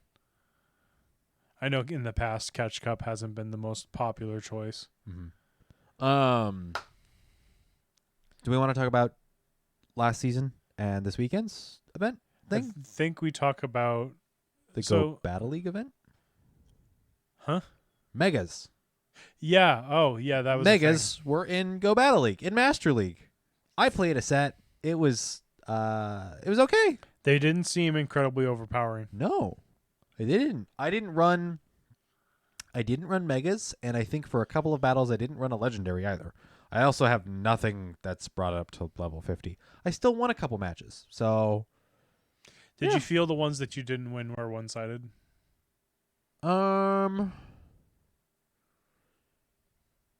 No, I think the couple, like maybe one of them that I lost, I just didn't have a response to, and I was like, all right, that's fine. Yeah. Okay. But I don't think it was necessarily because of a Mega. I think it was because of other things. Okay. I ran into Mega Charizard Y, so Flying Fire, Mega Abomasnow. I ran into a Mega Gyarados. I think I dealt with it. I don't remember if that was one I lost. I felt like I ran into another Mega, and I don't remember what. But Was it a Venusaur? I don't think so. That's Was such it a an weird one. Ampharos? No, I didn't see any Ampharos. I ran Mega Latios. It might have. I did see a Mega Latios, and that was one I lost. Okay. Because it has Dragon Breath for Fast move. consistent damage. That's and what then, I did. I did the and then purple it has vape. Dragon Claw, which Yeah. is ridiculous. So yeah, nothing. The purple vape just burns. Plus the fact that it's psychic. So I don't remember what I was trying to hit it with, and I was like, this isn't doing anything. No. I ran it just for that pressure. Mm-hmm. And I think mine came out to over 5,000 CP. Yeah, it does that very well. And I think it was Jim that used our channel points and recommended the 3 team of Latios, Togekiss, and Melmetal. Ooh. And so I ran those I played a whole set. I think I went 3 for 5 or 4 for 5 with those. There's 15 seconds left of the event. It's okay. I'm catching one final. Oh, Evolve. Evolve your Shadow Cubones. Already done. Oh, well, If there you go. you're saying that a day too late, an hour too late. I posted it in our chats and stuff, so that's on you. I already did them. So. I know. And there it is. Around my house, it turned into, hey, me and Rubik's Master are now Ultra Friends. It's now a Dunsparce event around my house. I think they're just weather boosted, partly cloudy. But to kind of get back, overall megas in the Master League didn't feel overwhelming from our perspective plays. Yeah. Granted, I didn't really try super hard either. I think with more megas releasing, there will be more flexibility. Mm-hmm. Because I think what I did is I ended up running Great League, and I think I found my new favorite team in Triple Spooter.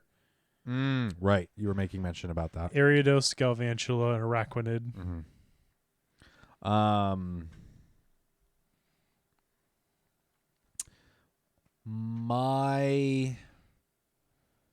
My thought process is that with more mega releases, there are going to be some that just underperform. Yeah. I think Lopunny is one that it just needs a better fast move. It needs a better fast move. I honestly think Lopunny as a fighting normal is interesting just because there are ghosts around. Like Giratina is around. It's a worse Beware. Yes, but because it megas, it might allow it for a tiny bit of play within Master League. But even then, it's a speed-oriented mega. Yeah. Well, yeah, that doesn't help it at all. Another one's Kangaskhan. It doesn't have its ability, which it does in the games, which really hurts it. Mm-hmm. There are going to be some that there are going to be some that perform. There are going to be some that overperform. I'm trying to think of what other fairy. We get Mega Megas? Diancie. Oh, We get Mega Audino. right. It's a normal fairy. Okay, normal fairy. Maybe it's just pure fairy. I don't remember. Mega Gardevoir. Right, we're gonna get Mega Gardevoir, and Mega Altaria already exists. So some of the dragons have like crazy DPS ability. Mega Latios, in particular, Dragon Breath into Dragon Claw. Same thing with Mega Charizard X, Dragon Breath into Dragon Claw. Realistically, its sustainability I think is lower than Latios, but I would have to look at stats. But things like those fairies are going to be absolutely key. There's a couple of steel types. I don't think Mega Aggron is gonna turn the needle, but it will be. I mean, it gets a lot more bulkier. It gets a lot more bulkier, and it will basically say no. It does lose its rock typing. Oh, it goes straight steel? Yeah. Ooh, fascinating. Yeah, it will basically say no to the dragon types. It does get Dragon Tail, so that is a solid answer to the dragons. That is fantastic. Okay. Yeah. Interesting. If Aron gets a community day and they give Aggron something crazy like Dragon Claw, I could see maybe some more play. It does learn the elemental punches. Right. Yeah, we've gone through that. It also learns Mega Horn. We've gone through that move list multiple times. It has some interesting. Overall its move pool is really lackluster. It has a like one or two interesting moves that it could receive. So yes.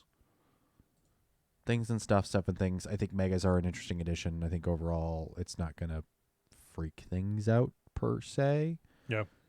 I'll be curious to see it in the long run. It sounds like from here, unless the final Go Battle Day gets adjusted, gets more information, they allow Megas again, there is a chance we won't see Megas in the entire season. In the entire season. They might be analyzing data that they got from that one Go Battle Day. So we'll have to wait and see. Great League Starter Pack for Season 11. I don't think really anything's changed a whole heck of a lot in the last couple Registeel months. has jumped up. With Zap Cannon, correct? Yep. Things like Araquanid have moved in. Yep. Araquanid Walrein is here now, and I think here to stay. Nothing new there. Example teams. Yeah. Just go try stuff and check things out. There's a lot of. If you play Go Battle League and you play Go Battle League consistently, there is a lot of time for you to play around with teams. Especially in your first couple early levels. Yeah. There's flexibility there. If you're going to run core picks with Walrein and Trev, do be prepared to handle a spider. When we kind of tying into our next announcement, the Vancouver Regionals were this last weekend, and there were plenty of Araquanid around. Yes. And a nifty little pair of Noctowl. Both Kano and Jamar were running Noctowl. Yep. Which was cool. And then the champion running the Shadow Ninetales with Legacy Ember, Overheat, and Weatherball. And I can never pronounce the name right, so I'll let you go ahead and say announce it. You expect me to pronounce it correctly? See? I missed the back half of that stream, so I couldn't tell you. King's fiance, who apparently Cindy is her actual name. Cindy didn't get any coaching from King. Okay. So she won the whole tournament. Yeah. Herself. Yeah. With help from her Cool Cats team. Cool Cats team. Yeah, her own factions team. So straight ballin'. Congratulations. Super impressive. A double shadow, which is I still don't know how much I like Shadow. Personally. I'm surprised we I'm saw not as many comfortable with him, Mandibuzz so. as we did. Why? What counters? Because the wall raid? No, I think Mandibuzz was brought in to counter the fighting and the bug. It's the answer to Araquanid. It beats most of the fighters. Mm-hmm. If it's running Air Slash, it beats out the Sableye. Right. I'm more thinking of like Wall Rain are everywhere though, so it is. Oh yeah, Wall Rain was everywhere. It's a risky play. Whereas like the Wall Rain versus sorry, I sneezed. Now I sound more congested and it's bothering me. Talonflame. The Wall Rain versus Talonflame can be flipped one way or another just because of Based on resistances and damages and shields and all that stuff. I think the biggest thing with that matchup is the Incinerate off cooldown. Is the Incinerate off cooldown, and are you throwing flame charges and investing shields, or are you just straight up Brave Bird dip and chip and dip? Yeah, it depends on how you're doing it.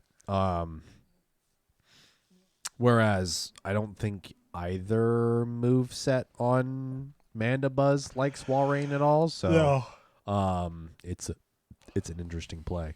Although that's why you run a Shadow Ember Ninetales. Yeah. To just quick recap, if you didn't get a chance to watch it, go watch some of the highlights. Really wish we could have been there. It looked like it was hype. Very much hype. Big congratulations to everyone we know that went, everyone that participated. It looks like you all had a great time. I hope you did.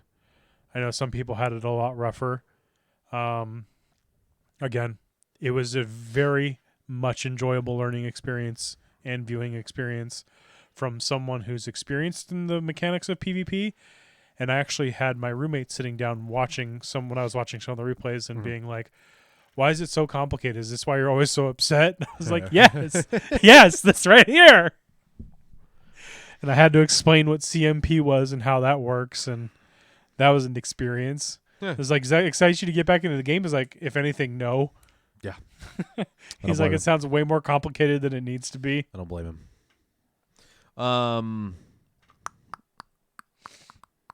Yeah. Yes. Yeah, there were some hype moments. It was nice to like be able to scream and shout in our downstairs room. And while we're watching day 1. And then like day 2.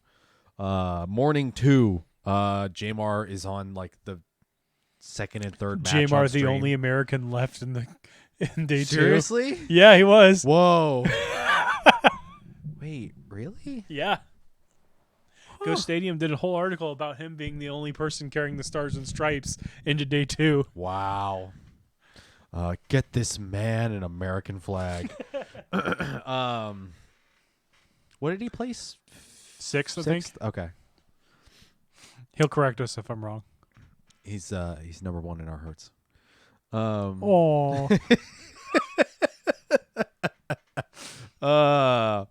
Ay. It would have been me. I'll get you next time, Gadget. What? If I was there. Gadget? I'll get you next time, Gadget. What are you quoting? You've seriously never seen Inspector Gadget? It's been years, dude. Oh my gosh. Years. That's how you tell I'm a boomer. You were born a small handful of years before me. You had a more developed brain when that was airing than I did. Your consciousness was fully developed. That's debatable, but anyways. Yes. Yeah, it was fun. A fun watch. Congratulations to Cindy. Yes, absolutely. I need to go watch the last couple battles because it sounds like they were nuts. Yeah. So, I honestly was picking Wild Susan Boyle to go the full because Wild Susan Boyle is the machine. And then Hero comes up and Hero is upsets and I'm like, holy cow. This person's got to be wild. Did they change our self cards again? No, but it might be the announcement. Yes, Jesse got a regional invite. I haven't yet. And I doubt I will. Let me check again. No invites are out? Then how does Jesse know he got an invite? Spollock, I got one. Whack. You want me to screenshot it and you can send it up there? Sure. Posted in... You your chat. Send him something. Yeah. Don't post it here. There's nothing here. Okay. What's going on with my Silph card? Am I missing something?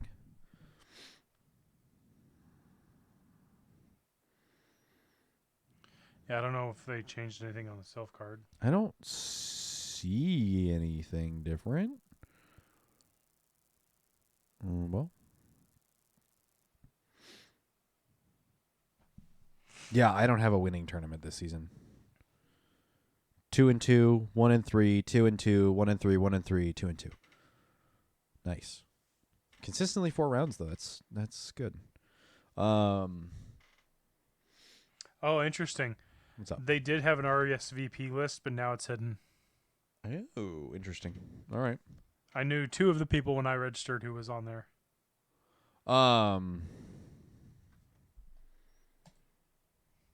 Anyways, moving on. The June Speaking of Silph Arena, Silph Arena meta, the Forge Cup. I thought it was going to be Soul Forge, which honestly is a more metal name anyway. Hey, Silph Arena, you can use that next year. Soul Forged. It's pretty sick. Soul Fire. I don't know. Something cool. Make it Ghost and Fire or something. Forge Cup, June 1st through June 30th. Get ready for a new challenge beginning on June 1st. With it comes a new chance to prove your skill and increase your global and local player ranking. Forge Cup allows for the same basic... Excuse you? Did you shift something? what? Did you shift something? I changed the move of the mic. Why? I heard a brrr. Oh, I'm sorry. Here, let me try it again. Yeah, it kind of came through. Oh, sorry. No, you're good. No, it came through less, but it's weird. This month it comes with a special twist. Here's what you need to know. Forge Cup. Each blah blah blah. Who cares? Stuff that we've already talked about. Forge Cup. Build a points-based team. Select 6 listed Pokemon, totaling 17 points. Banned Megas, Dragon types, Steel types, Dark types, and Hoenn Pokemon. I'm sorry, Gen 3, but you do not exist for this meta. Meanwhile, they're like that meme with the guy on the gate. Let me in. Let me in. Yep. All right. Team of 6. Competitors will bring a team of 6 Pokemon and register them before the tournament begins. All battle parties used must be comprised of these 6 Pokemon. Great League. All matches are played in Great League. Only Pokemon up to 1,500 CP are permitted in the cup. Forge a stainless team. Interesting. Interesting turn of phrase there. All Pokemon are allowed in the Forge Cup with a few exceptions. Mega Pokemon, Pokemon from the Hoenn region, and Pokemon with Dark, Dragon, and Steel are not eligible to use in the Forge Cup. Invest wisely. Each Pokemon in the Forge Cup will be given a point value. You will have 17 points to spend, quote unquote spend, on your roster. The point values are broken down below. Eligible list. What follows is the official list of exactly which species are permitted for use in the Forged Cup. So one thing we talked about quickly, the points are 8, 4, 2, and 1. Yes. I think we mentioned last night that they were 8 and 6. Yeah, I think both you and I haven't really dived in as much as we probably should have. Right. For this matter. Mostly me. I've just had other But stuff so the going one on. thing to take away from this is when you're building your team, you cannot have 2 8s. Correct. Because then you only have 1 point to spend on Building 4 other Pokemon. Yeah. And that's not possible. Yeah. So with this, I'm going to read through everything but the 1 points. that's fair. 8 points, a.k.a. the big contenders, a.k.a. the big kahunas, a.k.a. big bosses, a.k.a. like, seriously. Meta-relevant stuff. Yes, that aren't bands. Nidoqueen, Lickitung, Chansey, Azumarill, Wobbuffet, Abomasnow, Frostlass, Cresselia, Cofagrigus, Jellicent, Diggersby, Talonflame, Trevenant, Alolan Ninetales, Araquanid, and Tapu Fini. One thing to point out on this list, there is no difference between regular or shadow. Correct. There's no points different, and shadows are eligible. In the 4-point category, so not as popular, but not as dominant, but very good performers. I would actually say in this list there are some much better performers than others. You have Venusaur, Beedrill. This is in order of Pokedex appearance. Venusaur, Beedrill, Pidgeot. Pidgeot. I get them confused all the time. Nidorina, Clefable. We've talked about this before. We've burned these bridges before. Clefable, Ninetales, Wigglytuff, Golbat, Dugong, Hypno, Lapras, Snorlax, Mew, Meganium, Noctowl, Lantern, Politoed, Jumpluff. Why is Granbull here? What? I mean, it's a Charmer. I think most Charmers Shadow are would this. be very scary. True, but also frail. Mantine. Pachirisu. Good for you if you have one of those. Munchlax, Lickalicky, Superior. It's an interesting pick here. Galvantula, Unova Stunfisk, so regular Stunfisk, Sylveon, Alolan Marowak, and Greedent. It is Unova Stunfisk because Galarian is Steel and is banned. 2 points, and there is 4 of the same Pokemon. I'll let you guess what they are until we get there. Ivysaur, Oddish, because you can excel like a madman, and it performs well enough. Big Leaf. Goodness gracious, the weed has appeared. So Oddish, Gloom, Vileplume, all 3 of them are within the 2 pointers. If you really wanted to go weird, technically you can run all 3 if you wanted to. I can't imagine why. Primeape, Machamp, Whippin' Bell, Victory Bell, Articuno, Zapdos, Bayleaf, Ariados, Blossom, Quagsire. I'm blanking out of the name. It starts with a G. Gligar, Quillfish, Macargo, Lugia. Wait, can you get Lugia under Great League? Yep. That's whack. Absolutely. Groddle. It's like Cresselia. Groddle. Excuse me. Goodness gracious. I'm sorry, Ralph. Groddle, Torterra. Can you get the Shadow under Great League? Torterra? Oh, yeah. No. Lugia. Yes. Ew. Good lord. Dragon Tail spam for days. I Hits don't like a it. truck. I don't like it. Or the Apex. Wait, hold on. Shadow Apex. Do I have that? Let me take a quick check. I'm looking at this. I can build my spider team. You could build Spooters. Spider-Man. It'd be an 8, a Spider-Man. 4, and a 2. Does whatever a spider What's that? can. That's 14. Fill the team with a couple more 4-pointers and a 2-pointer. Builds a web with its butt. Just like that. It's real gross.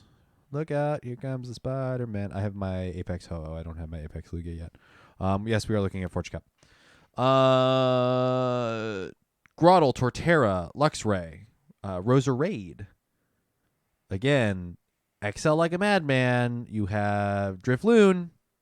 Drifloon, that's right, Drifblim, Toxicroak, Togekiss, Gliscor, Gallade, Victini, because, yes, you can do that, Whimsicott, Crustle, Alola, Spritzy, what's Spritzy's evolve? Swirlix. Swirlix, Slurmpuff, And then you have Gorgeist, Gorgeist, Gorgeist, and Gorgeist. All Small, 4 sizes. Yep. medium, large, 'Cause extra large. Technically, they're not different forms. They're different dex entries. Kind of, sort of. It's weird. Don't make me explain it because I can't. I'm sorry. Fresh off its community day, Alolan Geodude, Alolan Graveler, and Alolan Golem. All 3 are available for 2 points each. Primarina, Lycanroc Shadow? Or is this all Lycanroc forms? That's night form. Night form? Isn't Night form dark, though? Yep. Dark Rock? So it would be banned, wouldn't it? No, it's just rock. Oh, fascinating. Lilligant, Salazzle, or no, Salandit? Saladlit? Salazzle. Salazzle. The evolved form is Salazzle. Give me a second. Let me find it. Salandit's the base form. Salazzle. You're correct. Oranguru and Sirfetch'd round out the 2 pointers. One thing I noticed about the 2 pointers, that's a lot of grass. There's a lot of grass, and there's a handful of XLs. So if you want to spend that money, or if you want to spend that Stardust in those XL candies, you can. And also, they don't cost a lot here. I'm wondering what the Nifty or Thrifty will look like for this. It's probably gross, and I don't envy JREC Wolf at all. At all. And then your 1 pointers are filled with literally everything else. It's a lot. Let me see. So maybe some key 1 pointers here would be the 2 Raichus. If you want to go weird, you have regular or shadow of Venomoth. Poliwrath is here. If you're looking for a weird, I think it's a Charmer or Confusion user, Galarian Rapidash. Your Slowkings, not Slowkings, Slowbros. Slowbros are here. Both Muck and both Grimer and Muck of the Cantonian form are I'm here going to as send well. you a screenshot from a practice tournament that has already ran and completed. Oh boy. It is failed with a mixture of every rank. Righty. Sending to you on Discord if you want to look at some of the team combinations that have been run early. Gyarados is here in the 1 pointer. Mewtwo is here in the 1 pointer. If you can get one under Great League, I don't know if it's possible. It's a weird pick. The one thing I'm seeing very consistently in this team, Samurott. Dual Water, Lapras, and Samurott. Shadow Ninetales. How many of these Ninetales are running Ember now that Vancouver Cindy regionals used are it. over? Yeah. There aren't a ton of Pokemon that require an Elite Fast TM. No. And Elite Fast TMs have been all over the place with the Community Day boxes recently. I'm seeing a lot of Oranguru, like a lot of Oranguru and a Litleo. Why? That's such a weird pick. Oranguru, Lapras, and Samurott are the ones I consistently see. Maybe Oranguru just because it's a low cost. It's not Hypno. One person shouldn't have. I guess it's a practice tournament, but they should have still been removed. For the CPs. Yep. Yeah. CP1, CP2, CP3, CP4, CP5. Yeah, that's exactly what it is. Hypno is a 4 point, while Oranguru that does the same thing plus has resistance to Ghost is only 2 points. Nice. It doesn't have quite the same coverage availability, but It's doing the confusions. Confusion and a Body Slam? Oranguru, no. It's Payback or Psychic. Oh. Have fun getting to those.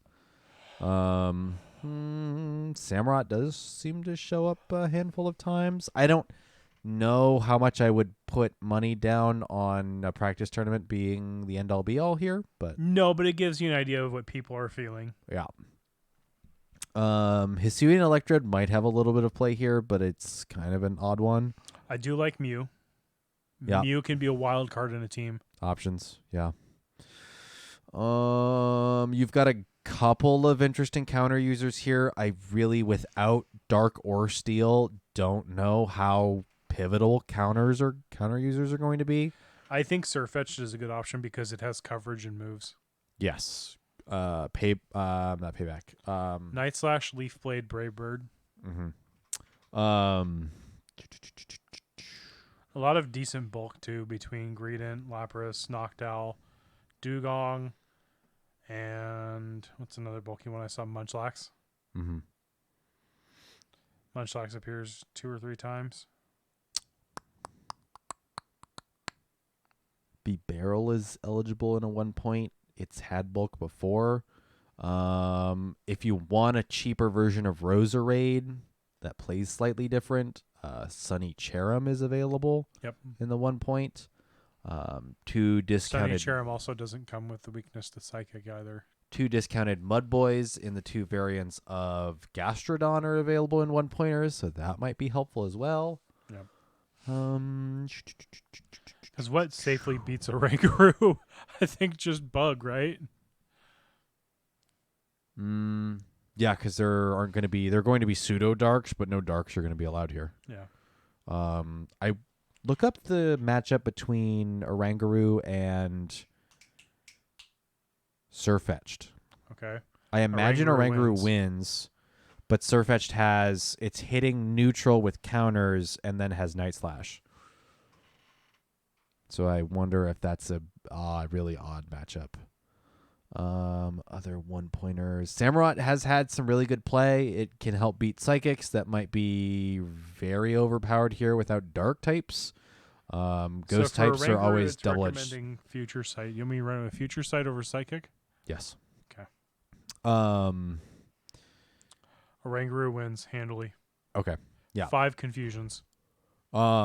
Psychic types without Dark types being solid counters. The problem with Ghost types is they're double-edged. They're good against Psychic, but also weak against other Ghost types. And get walled by normals like Noctowl and Oranguru. Yep. Yeah, I wonder if the combo between Gengar Haunter with the poison typing, resisting charms, having a little bit of extra play against some grasses if you use those movesets.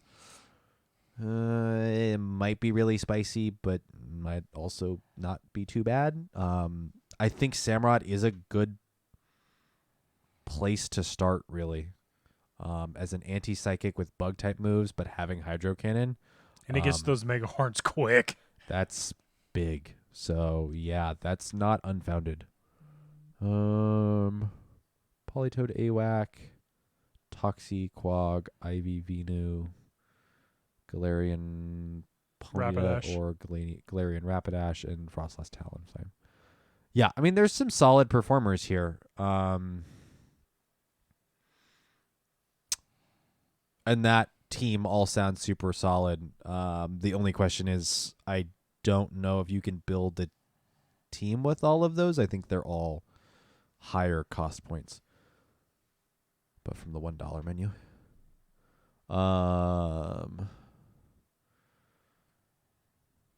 Yeah. Do you want to look at the PV Poke ranks real quick? We have the PV Poke ranks. Oh, dude, Dedenne is a 1 pointer. That's a bargain. Sir Maximus build a team with all 1 pointers wins. Your argument is invalid. I mean, you could. I mean, yeah, there's plenty of options. There's a handful of pretty decent performers. The unfortunate thing is a lot of these type of metas, when we see them, what? Lycanroc Night form is in the 2 pointer. Lycanroc Day form is in the 1 pointer. Yes, Lycanroc Night form is a lot better. Is that just a stat wise? Moves. Oh. The one benefit here is, or the one downside here, I should say, is a lot of people will run these as ABB metas. They'll have 3 or 4 things that they consistently run, and everything else is bench pressure, which is one way to do it. But, you know, looking at the list here, there's a reason why those are 8 pointers. Yeah. Let's see. Lickitung, of course, it showed. It keeps showing dominantly up. Showed up in Vancouver. Yeah, it shows up a lot in a lot of those. So Lickitung is up at the top. Cresselia, I really do think Psychics are going to be very prominent, especially with how, and it shows up here, Nidoqueen is at 4 and 5 as Shadow and Regular. The sheer performance of Psychic types now that we have Poison Fang and Poison Jab. Or no. Right? Is that right? Poison Jab, Poison Fang? For what? Both got buffed. They for a while, yeah. Yeah. But Psychic is around to beat that. Right, but I think Poison types are very solid performers, and that's why Psychic types are going to be also very prominent here. Also, with not having Dark types to counter I think the Psychics. biggest thing is the bulky Dark types aren't here. Yeah. So Psychics have a little bit more play. Yeah. Same with the Steel that resists them. Yeah, Steel's out. So, Shadow Ninetales is at 6. I don't really know what up in this top area it's beating. Frostlass, Alolan, Ninetales, Trev, Licky, and Cresselia. Which are below it. So, A lot of normals in this top list. Yeah, because there's gonna be some ghosts. Not to mention the normals just have a lot of versatility. Yep. This is a meta where you can play around with your Shadow Alolan Marowak. Now that it is in the game, hopefully you purified one. Fingers crossed you have both moves available. You were able to remove By the frustration. time this cup comes around, I don't think we'll have yet to have a frustration event. There's a small chance that it'll be available day 2 of the global GoFest event. That's true. Not a whole lot Which of would be details as far as Sunday. day 2. Yeah.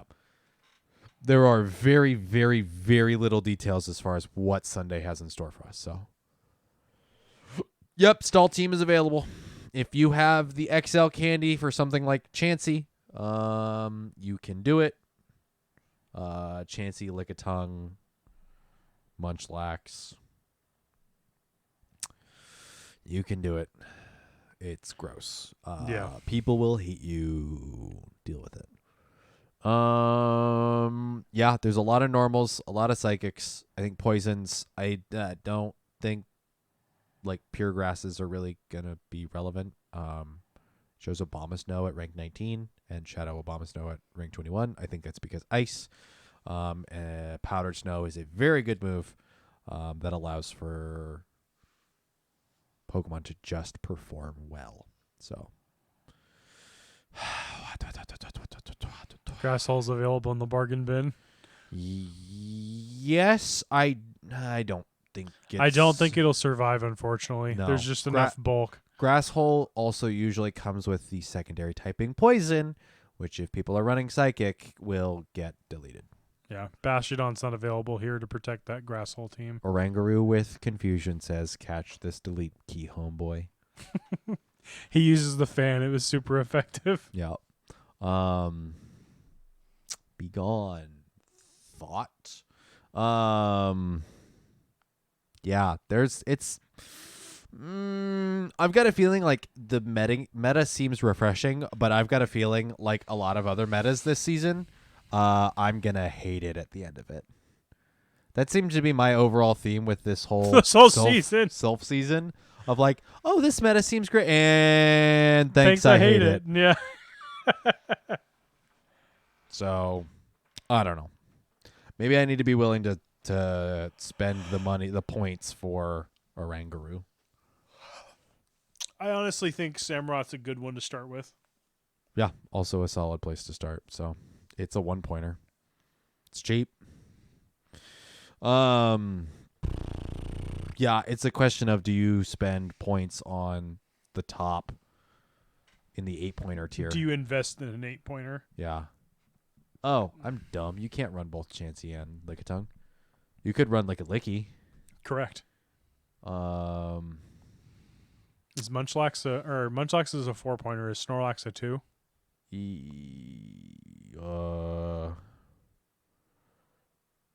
No, it's also a 4. Okay. So with the Laxes, you'd have to choose one or the other. No, you can run both. They're both 4 points. I mean, you could run both, but Yeah. And then you gotta spend 1-pointers. Or let's see, 8. 9, 10, 11, 12. Or you can do, let's see, 8, 10. Give it a week. Join our server for Discord. I'm sure we'll be sharing information as it comes up. You could do 2 4s, 2 2s, and 2 1s. Yeah. So it's all about that math, baby.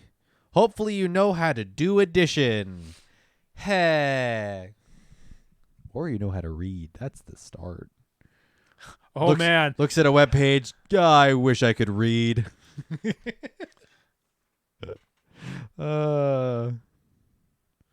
You know, that's a thing. That's the benefit of an audio podcast. You can listen. You don't have to read. There is the event thingy that we should probably briefly go over, like ASAP, because that's a thing. Yep. Let me click split on my timer. Split. Pokemon Go Adventure Week 2022. It's happening in between now and the next podcast, so we better talk about it, like, as soon as possible. I wondered if this little funny blue fella was happening. Look at those. Look at those eyebrows. Look at those. Get them dyed, like yellow into pink. That's wild. Trainers, are you ready for a new adventure through rocky crags and fields of fossils? This year's Adventure Week invites trainers to head outside and spend some time with their favorite rock type or fossil Pokemon. Don't touch grass, touch rocks. Even better. That's the title right there. Touch rocks. Don't touch grass, touch rocks. The podcast title? No, I'm just saying it's okay. Funny. Yeah. I could always do Battle Science podcast episode, whatever. Touch ellipses rocks ? Even better, we've heard that trainers may be able to upgrade this event with ultra unlock bonuses. Perhaps working together during Pokemon Go Fest will be the key. We're not going to tell you what the bonus is, but we're probably going to give it to you anyway, even if you don't hit it. Yay! Transparency or lack thereof. Imagine once the game loses interest and they come up on an event and they go, no one actually did anything. They'll just still give it to 'em? not do ultra unlocks. Yeah. Did they ever do ultra unlocks or anything like that in Worlds Unite or Harry Potter? I don't know. I never played Harry Potter. I doubt it. Adventure Week, Tuesday, June 7th at 10 a.m. to Sunday, June 12th at 8 p.m. So less than a week. Have fun. 5 days. Pokemon debuts, debuts, Tyrant. So that's literally that's the Monday after Go Fest. Tuesday. Or Tuesday. The Tuesday after Go Fest, correct. Pokemon debuts, Tyrant and Amora. As soon as I saw that announcement, I was like, he's going to say debuts. Debuts.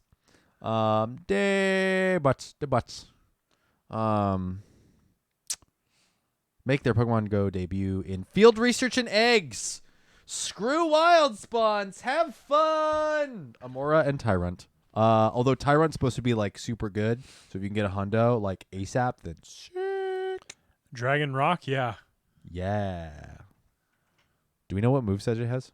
No idea. Wee. Hi, interesting nose pass spawn, not shiny, and a Blitzel, also not shiny. Amora is what, Ice Dragon, or is it Ice? No, it's Ice Rock. Ice Rock. All the fossils are rock. They just need to pad the rock type just a little bit more. Wild encounters: Rhyhorn, Ammonite, Kabuto, Larvitar, Aeron, Lileep, Anorith, Cranidos, Shieldon. Oh. Cranidos and Shieldon are not part of the if you're lucky you might encounter the following.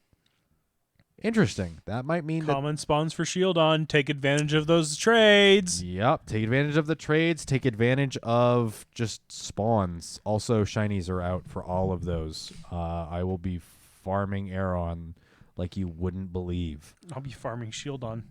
You know, I don't have a shiny Ammonite or Kabuto. Purple crab or purple snail or green shellfish. They've been in the game for a very long time. I don't have them. Also, red Cranidos look sick. If you're lucky, you might encounter the following: Graveler, not shiny. Aerodactyl is shiny, and Pupitar, because that's something people want. In raids, 1-star, Geodude, Alolan Geodude, Sudowoodo, and Roggenrola. 3-star raids, Rhydon, Shuckle, Tyranitar, and Aggron. 1 second. Fun fact that was pointed out to me. Rock event, they're taking Rockruff out. Lol. 5-star raids, Groudon. Mega raids, Mega Aerodactyl. Because ground can't hit me if I'm flying. Eggs, Shuckle, Slugma, Cranidos, Shieldon, Tortuga, Archon, Tyrant, and Amora. I wish I knew the lyrics. I would sing the song about Amora. That's Amora. Yep, that's what it is. Field research task encounters: Ominate, Kabuto, Aerodactyl, Lily, Anorith, Cranidos, Shieldon, Tyrant, and Amora. If you're lucky, you might encounter the following: Tortuga and Archon in field research task encounters, and those shinies are brand new. Event bonuses: 2 times XP for spinning Pokestops, and 5 times bonus XP for spinning a Pokestop for the first time, aka go to somewhere where you haven't been yet. We promise you'll like it. Sorry, that's Niantic. Maybe I'm being passive aggressive. I'm sorry.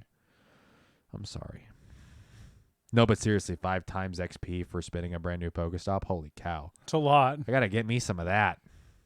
Where was I? I was like, wow, there's a whole lot of stops I haven't spun. There's a bunch in Seattle.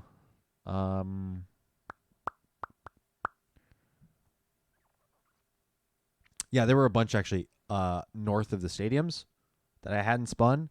And I wasn't spinning because I was full up on eggs and didn't want to do any more anything. To get I was your trying adventure sync. I was trying to hatch stuff so that I had adventure sync because it was Sunday evening.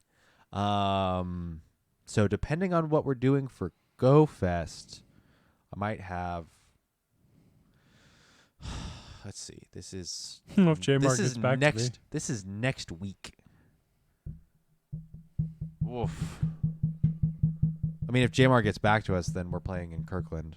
Trying to think of if there's another spot that I have a ton of Pokestops that I haven't spun. College.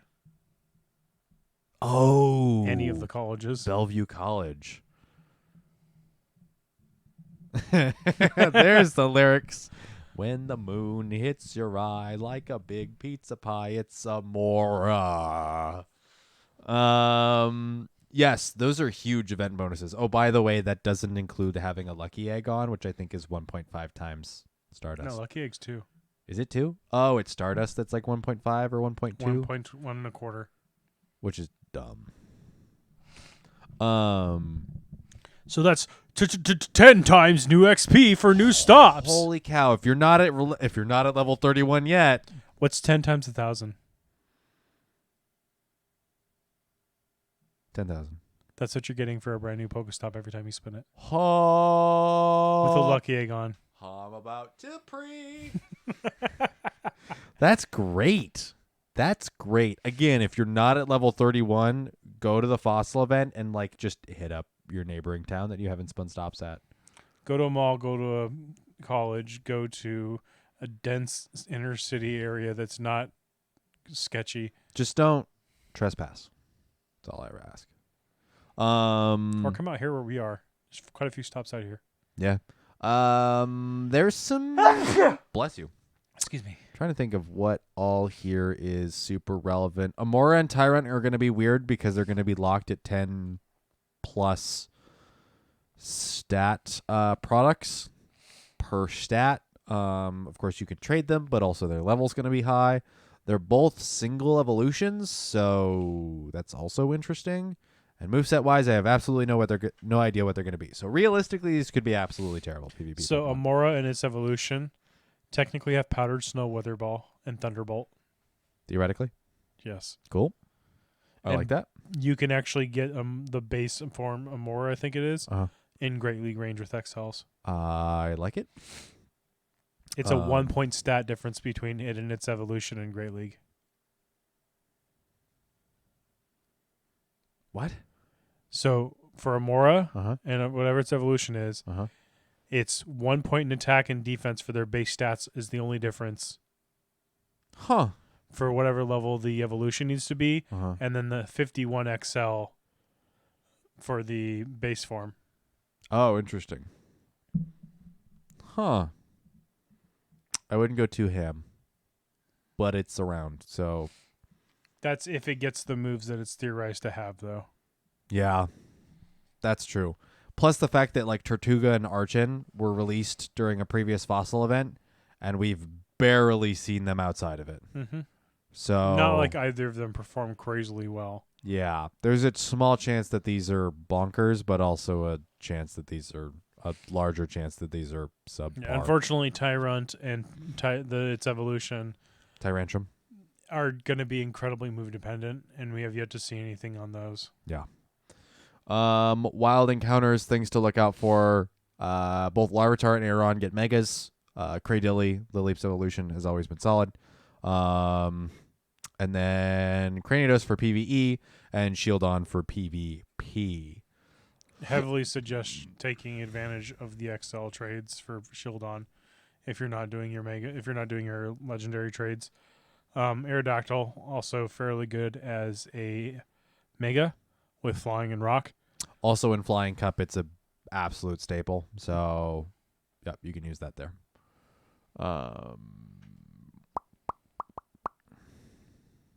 From the raid pool, neither Geodude you should be going after. Sudowoodo's not really great. Roggenrolla's bleh. Rag'n'Roll is probably going to get a Community day at some point. probably going to get a community day. It's going to be easily soloable. It's got a cool shiny. Ooh, I see a fun challenge. If you have a pass and you don't know what to use it on, I would look for a Roggenrola. Solo challenge, Shuckle. It's never been done, but I think there's people that are starting to be able to do that now. So if you want to really challenge yourself. Bug Rock, so Really only weak to water. you could Mega Gyarados. Then it's weak to the bug if it's got bug moves. Oh. Huh. And it's still weak to its rock moves if it's got rock moves when it's normal.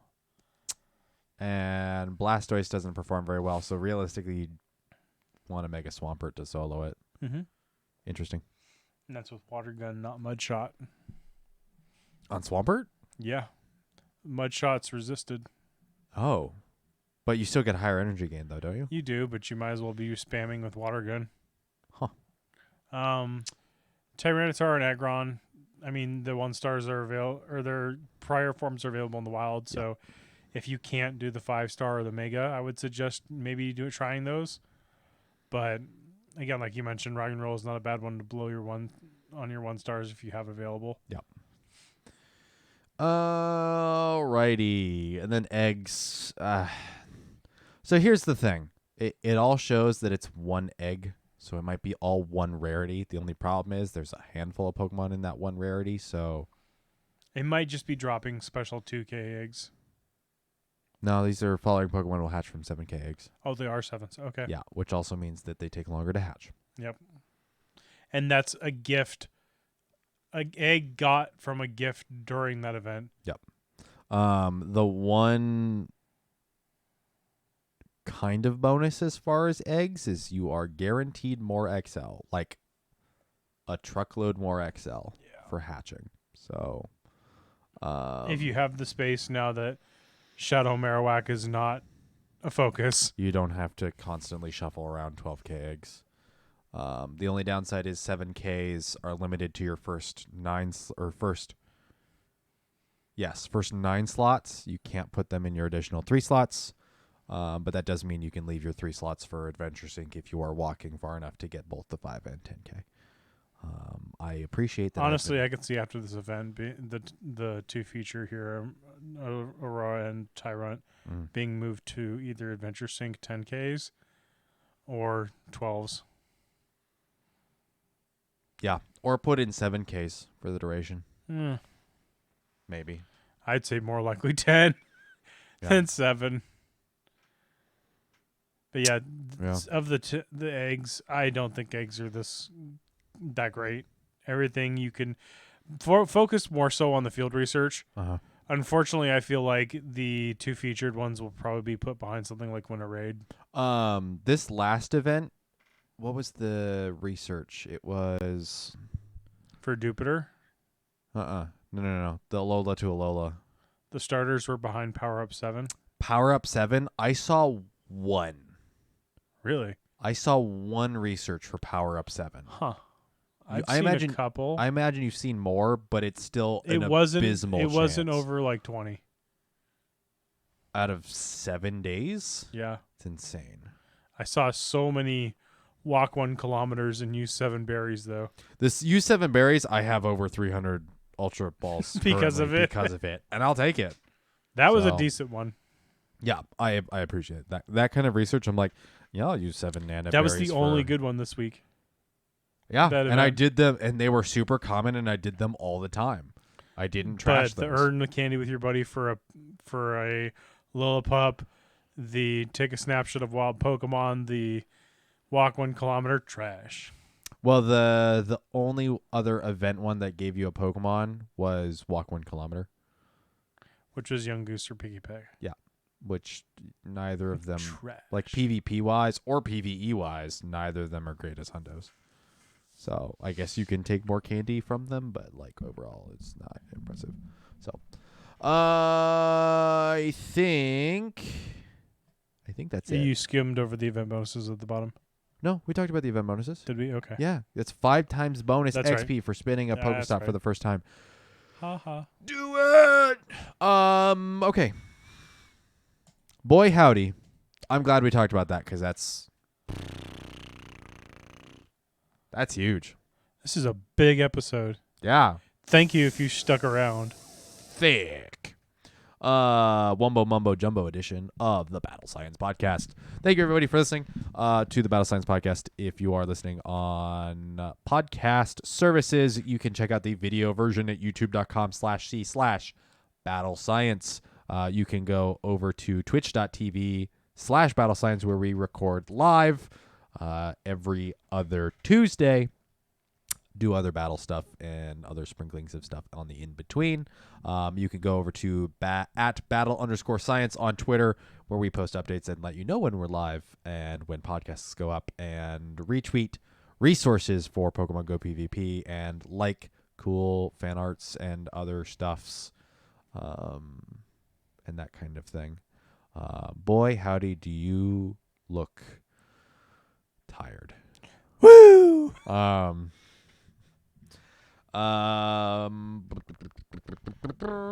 Let's see. If you want to help support us in a monetarily sense, you can go over to patreon.com/battlescience and back us at $1 tier or more and get the Battle Science After Dark podcast, a Patreon exclusive podcast, or the $5 tier and above, and you can get the Battle Science After Dark podcast as well as get your name read at the beginning of the show for every podcast we do for the month of that month. So you can back us 1 month, remove the backing for the next month. You'll get your name read for 1 month and all that fun stuff. So it is a month-by-month basis. You don't have to stay with it.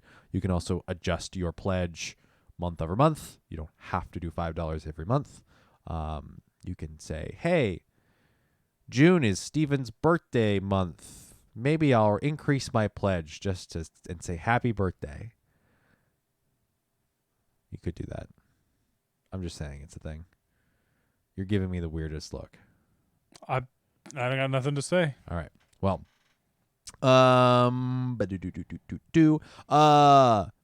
have a good global Go Fest. Stay safe out there. Don't forget Sun sunscreen. lotion. Sunscreen, water. Don't forget to hydrate. Have fun. Hopefully you're hanging out with people you enjoy to play with. Hopefully you catch some cool Pokemon. Hopefully you have some good experiences. After that, the fossil event. Go touch rocks. Check out some rocks. Go check out some fossils. Maybe go visit a museum. It'll be fun. You might find some new stops at that museum. You can see some cool dinosaur bones. The museum I haven't been to was I don't know if it's still there. There's one over by University of Washington. I've been wanting to go there ever since pre-pandemic. Oh boy. Well, go take some AR photos with fossils. Maybe we go do that. We should check the hours. It's been years since I've been over there. My grandfather used to live over there, so Okay. Flashbacks, memories. Fossils. Other things that are happening around the things doing the stuffs. Oh God, I hope Go Fest Seattle is not the same weekend as Seafair. It better not, because I'm going to go see the Blue Angels. It's been years. When is Seafair this year? Oh, God, please no, please no, please no. Please. Oh! 1950? What? The original Seafair? Is it in August? I'll look. Hold on. Okay. I kind of hope so.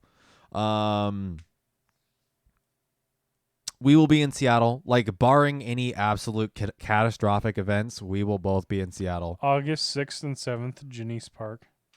Woo! I got to put that on my calendar. Is that right?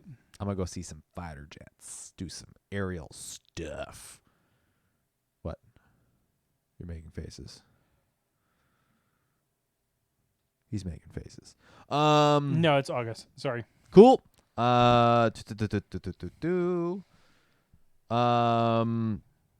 Yes. GoFest Seattle. We'll be there. We'll be hanging out. Tweet at us, email us battlescience.podcast@gmail.com, or hit us up in the Discord if you are wanting to hang out or Participate in Silph Cups. Participate in Silph Cups. If you have an event and you want it streamed, let us know. I have all Discord's the gear. free and to join. Discord's available for anybody, even if you just want to say hi, if you want to show off some stuff, if you want to battle, all of that stuff.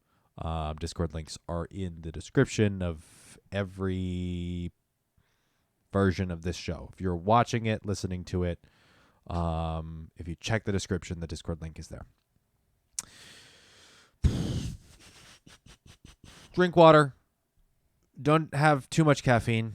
It's bad for you. A mild amount of caffeine is an acceptable amount. Although Clean those boxes. It is a drug. Clean your boxes. Stay safe. Have fun. Drink water. We'll catch you out there on the battlefield. Touch that grass.